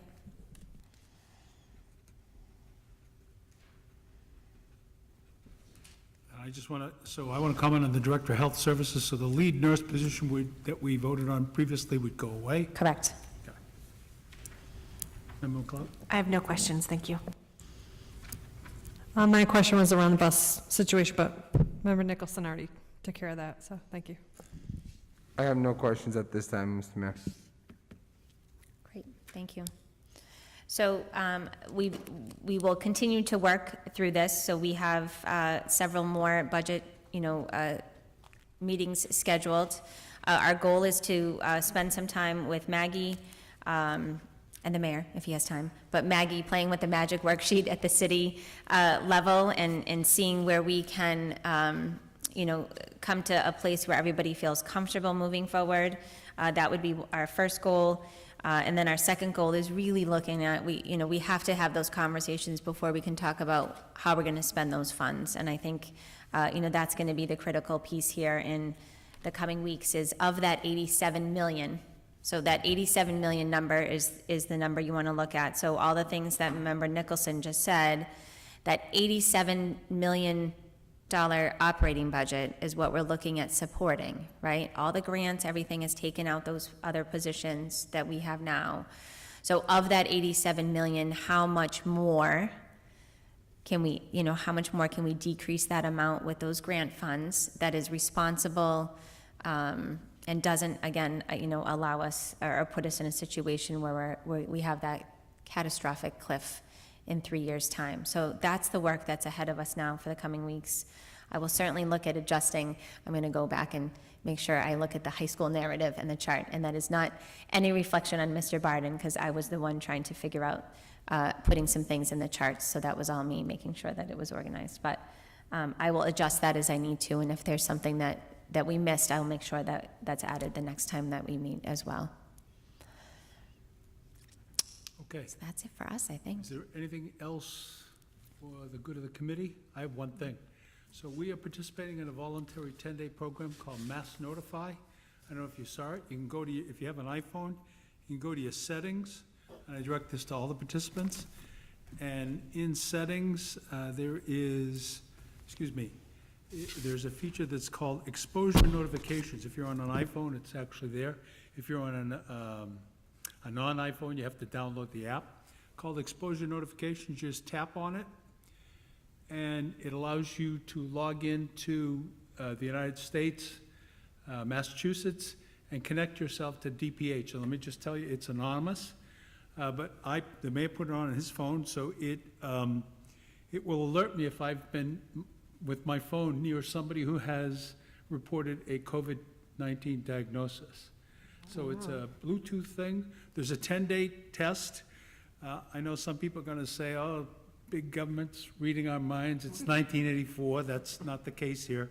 So I would ask you to, somebody just texted me, there's a fire going on. So there's, for the next 9 days, only Methuen and Somerville are the two cities that are doing it. It's called Mass Notify.